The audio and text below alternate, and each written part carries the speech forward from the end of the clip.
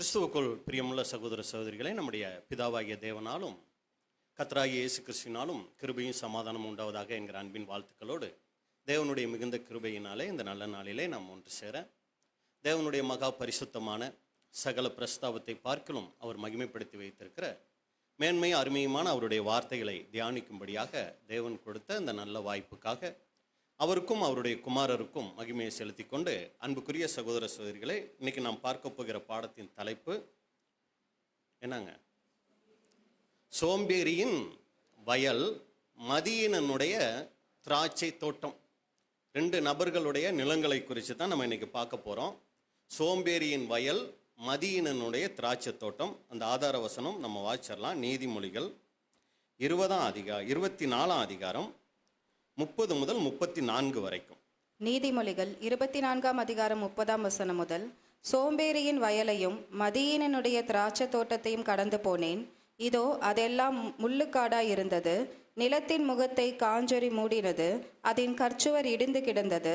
அதை கண்டு சிந்தனை பண்ணினேன். அதை நோக்கி புத்தியடைந்தேன். இன்னும் கொஞ்சம் உறங்கட்டும், இன்னும் கொஞ்சம் கைமுடக்கி கொண்டு நித்திரை செய்யட்டும் என்பாயோ? உன் தரித்திரம் வழிப்போக்கனை போலும், உன் வறுமை மனிதவனை போலும் வரும்.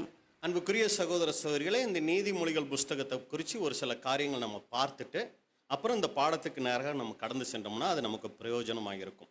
அப்போ நீதிமொழிகள் புஸ்தகம் வேதத்தில் மொத்தம் 66 புஸ்தகங்களில் மிகவும் ஒரு சிறப்பு வாய்ந்த ஒரு புஸ்தகமாக, மிக முக்கியமான ஒரு புஸ்தகமாக இருக்குது. நீதிமொழிகளுக்கு முன்னாடி இருக்கிற புஸ்தகம் எந்த புஸ்தகங்க? ரொம்ப எங்களை தான் நினச்சிட்டிங்களா அப்படிங்கிறீங்கலாம்? இல்லை, உங்களை உற்சாகப்படுத்துறதுக்காக நீங்களும் பேசிகிட்டு இருந்தீங்கன்னா ஒரு இதாக இருக்குங்கிறதுக்காக தான் நான் அதெல்லாம் கேட்குறேன். அப்போ சங்கீதத்தில் மொத்தம் எத்தனை அதிகாரங்க?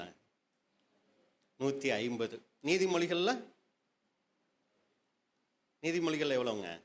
32, 31. சரி, அப்போ 31 அதிகாரங்கள் நீதிமொழிகள் புஸ்தகத்தில் இருக்குது. அப்போ இந்த நீதிமொழிகளில் என்ன விசேஷம் அப்படின்னு சொல்லி நம்ம பார்த்தோம்னா, சங்கீதம் புஸ்தகத்தை அது எது அடிப்படையில் இருக்குது அப்படின்னு சொல்லி நீங்கள் பார்த்தீங்கன்னா, சங்கீதம் மனிதன் தேவனுக்கிட்ட பேசுகிற மாதிரி ஒரு ஜெபம் தான் அதிகமாக அதில் இருக்கும். தேவனே, ஏன் என்னை கைவிட்டீர், ஏன் தூரமாக இருக்கிறீர், இப்படி எல்லாம் தேவனுக்கிட்ட மனுஷன் பேசுகிறதா அமைஞ்சது சங்கீதம். நீதிமொழிகள் தேவன் மனுஷன்கிட்ட பேசுகிற மாதிரி நீதிமொழிகள் புஸ்தகம் அங்கே இருக்கு. மகனே, என் போதகத்தை தள்ளாதே, இப்படியெல்லாம் சொல்லி பார்த்தீங்கன்னா தேவன் மனுஷன்கிட்ட பேசுகிற மாதிரி இருக்கும். அப்போ இந்த சங்கீதம் புஸ்தகத்தில் இருக்கிற விஷயங்களை, நீதிமொழிகளில் இருக்கிற புஸ்தகங்களை, இருக்கிற விஷயங்களை நல்லா தெரிந்து கொள்ளணும் அப்படின்னா என்ன பண்ணலாம் அப்படின்னா, சங்கீதம் புஸ்தகத்தை டெய்லி ஒரு 5 அதிகாரம் வாசிச்சோன்னு வைங்க, மாதம் ஒரு தடவை சங்கீதத்தை படித்து தெரிஞ்சுக்கலாம். அப்போ ஒரு வருஷத்தில் 12 தடவை படித்தோம்னா என்ன ஆகிடுங்க? அதில் என்னென்ன விஷயங்கள்ங்கிறது நமக்கு ரொம்ப தெளிவாகிடும். நீதிமொழிகள் புஸ்தகத்தை என்ன பண்ணலாம்?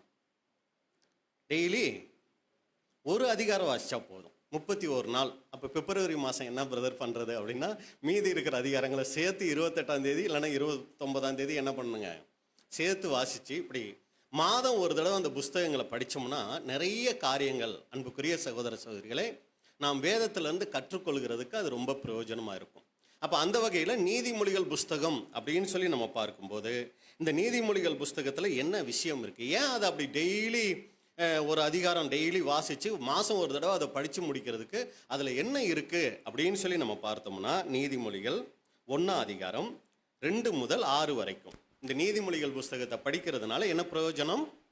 நீதிமொழிகள் 1ஆம் அதிகாரம் 2ஆம் வசனம் முதல். இவைகளால் ஞானத்தையும், இவைகளால் இந்த நீதிமொழிகள் புஸ்தகத்தை படிக்கிறதுனால என்ன யூஸ் அப்படின்னா, ஞானத்தையும் போதகத்தையும் அறிந்து புத்திமதிகளை உணர்ந்து ஞானம் பெற்றுக்கொள்ளலாம். நிறைய போதகம் இந்த புஸ்தகத்தில் இருக்கு. புத்திமதிகள், நமக்கு தேவையான அநேக புத்திமதிகள் இந்த புஸ்தகத்தில் இருக்கு. அப்புறம் விவேகம், நீதி, நியாயம், நிதானம் என்பவைகளை பற்றிய உபதேசத்தை அடையலாம். இவைகள் பேதைகளுக்கு வினாவையும் வாலிபருக்கு அறிவையும் விவேகத்தையும் கொடுக்கும். புத்திமான் இவைகளை கேட்டு அறிவில் தேறுவான்.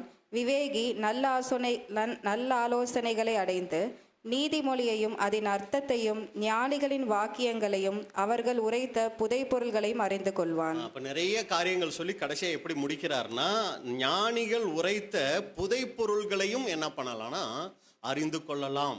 அப்படின்னு சொல்லியிருக்கிறத நம்ம பார்க்குறோம். அப்போ இந்த நீதிமொழிகள் புஸ்தகத்தை நீங்கள் எடுத்துக்கிட்டிங்கன்னா, ஒரு தேவனுடைய பிள்ளை தன்னுடைய அனுதின வாழ்க்கையில் எப்படியெல்லாம் அவங்க நடந்து கொள்ளணுங்கிறத, நடைமுறை வாழ்க்கை எப்படி இருக்கணும் அப்படிங்கிறத குறித்து நிறைய அறிவுரைகள், நிறைய ஆலோசனைகள் இந்த புஸ்தகத்தில் இருக்கிறத நீங்கள் கண்டுபிடிக்க முடியும்.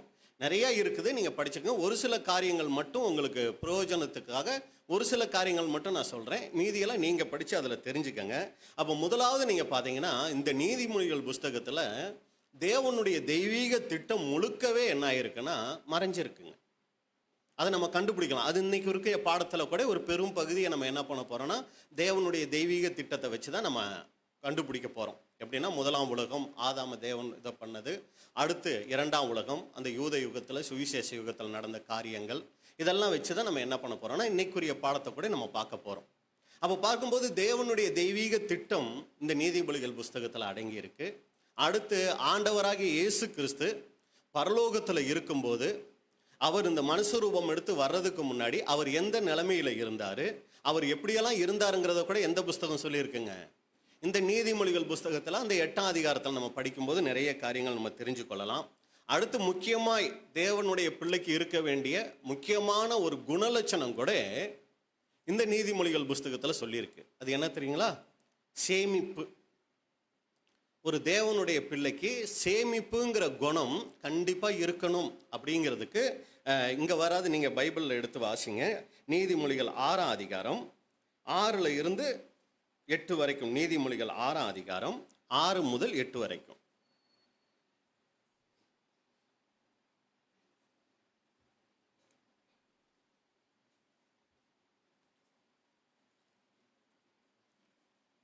சோம்பேறியே, நீ எறும்பினிடத்தில் போய் அதன் வழிகளை பார்த்து ஞானத்தை கற்றுக்கொள். பாருங்க, நல்லா கவனிங்க. ஒரு தேவனுடைய பிள்ளை யாருக்கிட்ட போயிட்டு ஞானத்தை கற்றுக்கணுமா? அதுக்கிட்ட போய் நம்ம ஞானத்தை கற்றுக்கிற அளவுக்கு நம்மளுக்கு முடியாது. இந்த நீதிமொழிகள் புஸ்தகத்தை படிக்கும்போது இதில் இருந்து நம்ம ஞானத்தை கற்றுக்கொள்ளலாம், அவர் சொல்கிற அந்த காரியங்களை வச்சு. அப்போ அவர் எறும்புகிட்ட இருந்து கற்றுக்கொண்டதை நமக்கு நீதிமொழிகள் மூலமாக கொடுத்துட்டாரு. அப்போ அவர் முக்கியமான ஒரு பிராணியை குறித்து சொல்கிறாரு. நமக்கு சரியாக தெரியலை. எறும்புக்கு எத்தனை அறிவுன்னு தெரியுங்களா? 6 அறிவா? அது நமக்கு இல்லைங்களா? சொல்கிறாங்க, நமக்கு சரியாக தெரியலை. ஒரு அறிவு சொல்கிறாங்க எறும்புக்கு. அந்த ஒரு அறிவு உள்ள பிராணிகிட்ட போயிட்டு என்ன பண்ணணுமா? ஞானத்தை கற்றுக்க. ஏன் அப்படின்னா, அதன் வழிகளை பார்த்து அதனுடைய வாழ்க்கை முறையை பாருங்க. எறும்புடைய வாழ்க்கை முறையை டெய்லி பார்த்து அதிலிருந்து ஒரு சில காரியங்கள் கற்றுக்கோங்க. என்ன காரியம் கற்றுக்கொள்ளலான்னா, அதுக்கு யாரெல்லாம் கிடையாது அப்படின்னா, பிரபு கிடையாது, தலைவன் கிடையாது, ஆஃபீஸர் அதிகாரி கிடையாது. ஆனால் அது என்ன பண்ணுதுன்னா, அதை வழி நடத்துறதுக்கு யாருமே இல்லை. நம்மளை வழி நடத்துறதுக்கு ஆளுங்க இருந்தாலும் நம்ம நடக்க மாட்டோம். ஆனால் எறும்புக்கு வழி நடத்துறதுக்கு ஆளே இல்லை. அப்படி இருந்தும் அந்த எறும்பு என்ன பண்ணுதான்? கோடை காலத்தில் தனக்கு ஆகாரத்தை சம்பாதித்து அறுப்பு காலத்தில் தனக்கு தானியத்தை சேர்த்து வைக்கும். அப்போ எறும்புகிட்ட இருந்து நம்ம கற்றுக்கொள்ள வேண்டிய காரியம் என்ன அப்படின்னு சொல்லி இங்கே சொல்லும்போது, சேமிப்பு ஒரு தேவனுடைய பிள்ளைக்கு இருக்க வேண்டிய குணலட்சணம். தேவனுடைய குணலட்சணத்தை பெற்றுக்கொள்றதுக்காக தான் நம்ம இந்த சத்தியத்தை அதிகமாக கேட்டு வளர்ந்துக்கிட்டு இருக்கோம். அப்போ தேவனுடைய குணலட்சணங்களில் கூட ஒன்று என்னதுங்க? சேமிப்பு. அவர் சேர்த்து வைக்கிறாரா அப்படின்னு சொல்லி பார்த்தா, அவரும் கூட சேர்த்து வைக்கிறார். என்னத்தை சேர்த்து வைக்கிறார் அப்படின்னு சொல்லி பார்த்தீங்கன்னா, எப்போ மழை பெய்யணும், எப்போ மழை பெய்யக்கூடாதுங்கிறத வச்சு அவர் என்ன பண்ணுறாருங்க? மேகத்தில் அந்த தண்ணீரை அவரும் கூட சேர்த்து வச்சு நமக்கு கொடுக்குறாரு. நிறைய அப்படியே கொடுத்துட்டாருன்னு வைங்க. அப்போ ஒரு சில நேரங்களில் மழையே இல்லாமல் ரொம்ப கஷ்டத்துக்குள்ளே போயிடும். அப்பயும் பஞ்சங்கள் வருது. ஆனாலும் தேவன் சேமித்து வைக்கக்கூடிய காரியத்தை ஒரு தேவனுடைய பிள்ளைக்கும் கூட அங்கே வைத்திருக்கிறார். அப்போ ஒரு தேவனுடைய பிள்ளை இந்த நீதிமொழிகள் புஸ்தகத்தை படித்து தெரிஞ்சிக்க வேண்டிய விஷயம், எறும்பை பார்த்து கற்றுக்கணுமா? என்னதுங்க? சேமிப்பு. அப்போ இதை நம்மளுடைய குடும்பங்களில், அதாவது ஒரு பிள்ளைகள் வேலைக்கு போக ஆரம்பிச்சிட்டாங்க, திருமணத்துக்கு முன்னாடி வேலைக்கு போக ஆரம்பித்த உடனே நீங்கள் என்ன பண்ணணும்? பிள்ளைகளுக்கு அதை கற்றுக் கொடுக்க ஆரம்பிச்சிடணும். அவங்க 10,000 சம்பளம் வாங்கினாலும் சரி, 20,000 சம்பளம் வாங்கினாலும் சரி, இதில் ஒரு பகுதியை சேமித்து வை அப்படின்னு சொல்லி அவங்களுக்கு சேமிக்கிற பழக்கத்தை அப்போயே நம்ம என்ன பண்ணணும் தெரியுங்களா? உருவாக்க ஆரம்பிக்கணும். அப்போ தான் அவங்க நாளைக்கு ஒரு குடும்பம்னு போகும்போது அந்த குடும்பத்தை நல்ல விதமாக நடத்துறதுக்கு அவங்களுக்கு அந்த காரியங்கள் உபயோகப்படும். பாருங்க, இன்றைக்கெல்லாம் நிறைய பேர் இந்த ஸ்கூல் ஸ்டேஷன்லாம் ஆரம்பிச்சிடுச்சுன்னா பார்த்தீங்கன்னா, அங்கே இங்கேன்னு வட்டிக்கு பணத்தை வாங்கி அவ்வளோ கஷ்டப்படுவாங்க. காரணம் என்னன்னா, ஏற்கனவே இருந்த மாதங்களில் ஒரு சிறு சேமிப்பு அவங்க சேர்த்துருந்தாங்கன்னா இந்த மாதிரிலாம் ஆக வேண்டிய அவசியம் இருக்காது. அப்போ எதுக்கு இதை சொல்ல வரோன்னா, நீதிமொழிகள் புஸ்தகத்தில் ஞானம் இருக்கு. என்ன ஞானம்? ஒரு தேவனுடைய பிள்ளை சேமிப்பை கற்றுக்கொள்ளணும். அடுத்து நீங்கள் பார்த்தீங்கன்னா இதுலேயே அந்த 6ஆம் அதிகாரத்தில் 1வது வசனம் வாசிங்க. நீதிமொழிகள் 6ஆம் அதிகாரம் 1ஆம் வசனம். என் மகனே, நீ உன் சிநேகிதனுக்காக பிணைப்பட்டு அந்நியனுக்கு கையெடுத்து கொடுத்தாயானால். இது எதை பற்றி சொல்லுதுங்க? பிணைப்பட்டு அப்படின்னா எதை சொல்லுது? இது ஜாமீன். யாருக்கும் நம்ம என்ன பண்ணக்கூடாது? ஜாமீன் போட்டு மாட்டிக்க கூடாதுங்களாம். சரிங்களா? ஒருத்தர் உதவி கேட்குறாங்க அப்படின்னா அவங்களுக்கு நம்மளால முடிஞ்ச உதவியை செய்யலாம். அது எந்த அளவுக்கு செய்யணும் தெரியுங்களா? அவங்க திருப்பி கொடுக்கலனாலும் பரவாயில்ல அப்படிங்கிற ஒரு இப்போ நான் அவர் ஒரு 1000 ரூபா 2000 ரூபா கேட்குறாரு, நான் கொடுக்குறேன். ஒரு சமயம் அந்த சகோதரன் சகோதரிக்கு திருப்பி கொடுக்க முடியலையா, பரவாயில்ல, அதனால எனக்கு எந்த லாஸும் இல்லை, அவர் மேலே எனக்கு எந்த கசப்பும் கோபமும் வராது. இப்படி ஏமாத்திட்டாரே அப்படிங்கிற ஒரு வருத்தம் வராது. அந்த அளவுக்கு நம்ம என்ன பண்ணலாம்? அவங்களுக்கு கொடுத்து உதவி பண்ணலாம். அதே நேரத்தில், பிரதர் இந்த மாதிரி ஒரு இடம் வாங்கலான் இருக்கேன், கொஞ்சம் பேங்க்ல ஒரு கையெழுத்து, எனக்காக ஒரு ஜாமீன் கையெழுத்து போடுங்க அப்படின்னு சொல்லி கேட்டாங்கன்னா தயவு செஞ்சு நம்ம என்ன பண்ணக்கூடாது? போடக்கூடாது. சரிங்களா? ஐயோ போட்டுட்டோமே பிரதர் அப்படின்னா என்ன பண்ணணுங்கிறத கீழ் வசனத்தில் சொல்றாரு. கீழே வாசிங்க. அப்படி பண்ணியிருந்தீங்கன்னா, நீ உன் வாய்மொழிகளால் சிக்குண்டாய், உன் வாயின் வார்த்தைகளால் பிடிபட்டாய். நீ நல்லா மாட்டிக்கிட்ட. இப்பொழுது என் மகனே, உன் சிநேகிதனுடைய கையில் நீ அகப்பட்டு கொண்டபடியால் நீ உன்னை தப்புவித்து கொள்ள ஒன்று செய். இப்போ அதுல இருந்து வெளியே வர்றதுக்கு நீ ஒன்று பண்ணு. என்ன பண்ணு? உன் கண்ணுக்கு நித்திரையும் உன் கண்ணிமைக்கு தூக்கமும் வரவிடாமல் என்ன பண்ணாத? தூங்காத. சரிங்களா? அப்புறம் உன் சிநேகிதனிடத்தில் போய் உன்னை மெதுவா உன் சிநேகிதனிடத்தில் போய் என்ன பண்ணு? ஜாமீன் யாருக்கு போட்டியோ அவர்கிட்ட போயிட்டு, பாருப்பா தெரியாம பண்ணிட்டேன், தயவு செஞ்சு மன்னிச்சுக்க, என்னை இதுல இருந்து எப்படியாவது என்ன பண்ணிரு, விடுவிச்சிரு. ஏன்னா நான் தேவனுக்கு பிரியமா இருக்கணும். இதை நான் நினைச்சு நீ கட்டுவியோ கட்ட மாட்டியோன்னு நினைச்சு ஏன் ஆவிக்குரிய ஜீவியத்தை நான் என்ன பண்ணிடக்கூடாது? தொலைச்சிடக்கூடாது. அதனால நீ என்ன பண்ணு? உன் கண்ணுக்கு நித்திரையையும் உன் கண்ணிமைக்கு தூக்கமும் வரவிடாமல் உன் சிநேகிதனிடத்தில் போய் உன்னை தாழ்த்தி, காலில் வேணாலும் விழுந்துரு, தாழ்த்தி அவனை வருந்தி கேட்டுக்கொள். வெளிமான் வேட்டைக்காரன் கைக்கும் குருவி வேடனுடைய கைக்கும் தப்புவது போல உன்னை தப்புவித்துக்கொள். பார்த்தீங்களா எவ்வளோ ஆலோசனைகள் கொடுத்து வச்சிருக்கிறாருன்னு? இது தெரியாமல் இன்னைக்கு நிறைய பேர் போய் சகோதரருக்காக ஜீவனையே கொடுக்கணுமே பிரதர், அதாவது உங்களுக்கு அவருக்காக எல்லாம் கொடுத்து சமாளிக்கக்கூடிய மனக்கசப்பு வராத சூழ்நிலைகள் இருந்தால் ரொம்ப சந்தோஷம், அது உங்கள் பாடு. ஆனால் இப்படி சகோதரர் என்ன நினச்சிக்குவாரோ, சகோதரி என்ன நினச்சிக்குவாங்களோன்னு சொல்லி இப்படி ஏதாவது ஒரு ஜாமீன் போட்டு அவங்க அதை திருப்பி கட்டாமல் போய் நம்மளை அந்த சம்மந்தப்பட்ட ஆள் கழுத்தை பிடிக்கும் போது இவர் நமக்கு என்னவா தெரிவார்? அந்த சகோதரன் ரொம்ப மோசமானவர் ஆயிடுவார். ரொம்ப கேவலமாக அவரை பேச ஆரம்பிச்சிடுவோம். அப்புறம் கடைசியில் சபைக்கு போகிறதையே நம்ம நிறுத்த ஆரம்பிச்சிடுவோம். நம்மளுடைய ஆவிக்குரிய ஜீவமே என்ன பண்ணிருங்க, பால்பட்டு போகிறதுக்கு கூட வாய்ப்புகள் இருக்குது. அப்போ எந்த ஒரு காரியத்தை செய்யணும்னாலும் ஒரு நிதானம். இதை நான் செய்யலாமா? தேவ சமூகத்தில் போய் ஜெபம் பண்ணி, ஒரு சமயம் மூத்த சகோதரர்கள்கிட்ட ஆலோசனைகள் கேட்டு இந்த ஒரு காரியத்தை நான் செய்யலாமா அப்படிங்கிறத நம்ம கேட்டு செயல்படும் போது நாம் இந்த ஆவிக்குரிய ஜீவியத்தில் எந்த குறைவுகளும் வராமல் நம்மளை காப்பாற்றி கொள்ளலாம். சரிங்களா? ஐயோ அந்த பிரதர் நான் இப்போ செய்யலைன்னா என்ன நினைப்பாரு, அந்த சிஸ்டர் நான் இப்போ செய்யலைன்னா என்ன நினைப்பாங்கன்னு நினச்சி நம்ம அவங்க மனசு சங்கடப்படுவோமேன்னு நினச்சி ஒரு சில காரியங்கள் செஞ்சுட்டு அப்புறம் உண்மையிலேயே சங்கடங்கள் வருத்தங்கள் ஒருத்தர் முகத்தை ஒருத்தர் பார்க்க முடியாமல் போய் இந்த மாதிரி ஆகாமல் நம்மளை என்ன பண்ணிக்கணும்? தப்புவித்து கொள்ளணுங்கிறத பாருங்கள். இந்த நீதிமொழிகள் புஸ்தகத்தில் சாலமோன் எவ்வளவு அருமையாக நமக்கு ஆலோசனைகள் அங்கே கொடுத்துருக்கிறத பார்க்குறோம். அப்போ பார்த்தீங்கன்னா ஒரு கடன் வாங்குகிற விஷயமா இருக்கட்டும், ஒரு சேமிக்கிற விஷயமா இருக்கட்டும், அடுத்து நீங்கள் பார்த்தீங்கன்னா பெண்களை குறித்து, ஒரு பெண்கள் அப்படிங்கிறவங்க அவங்க எப்படிப்பட்டவங்களாக இருக்கணும், எந்த மாதிரி ஒரு பெண்ணை திருமணம் செய்யணும், இதெல்லாமே சொல்லி வச்சிருக்கிறார். அதுக்கு ஒரு வசனம் சொல்லணும்னா, சண்டைக்காரியும்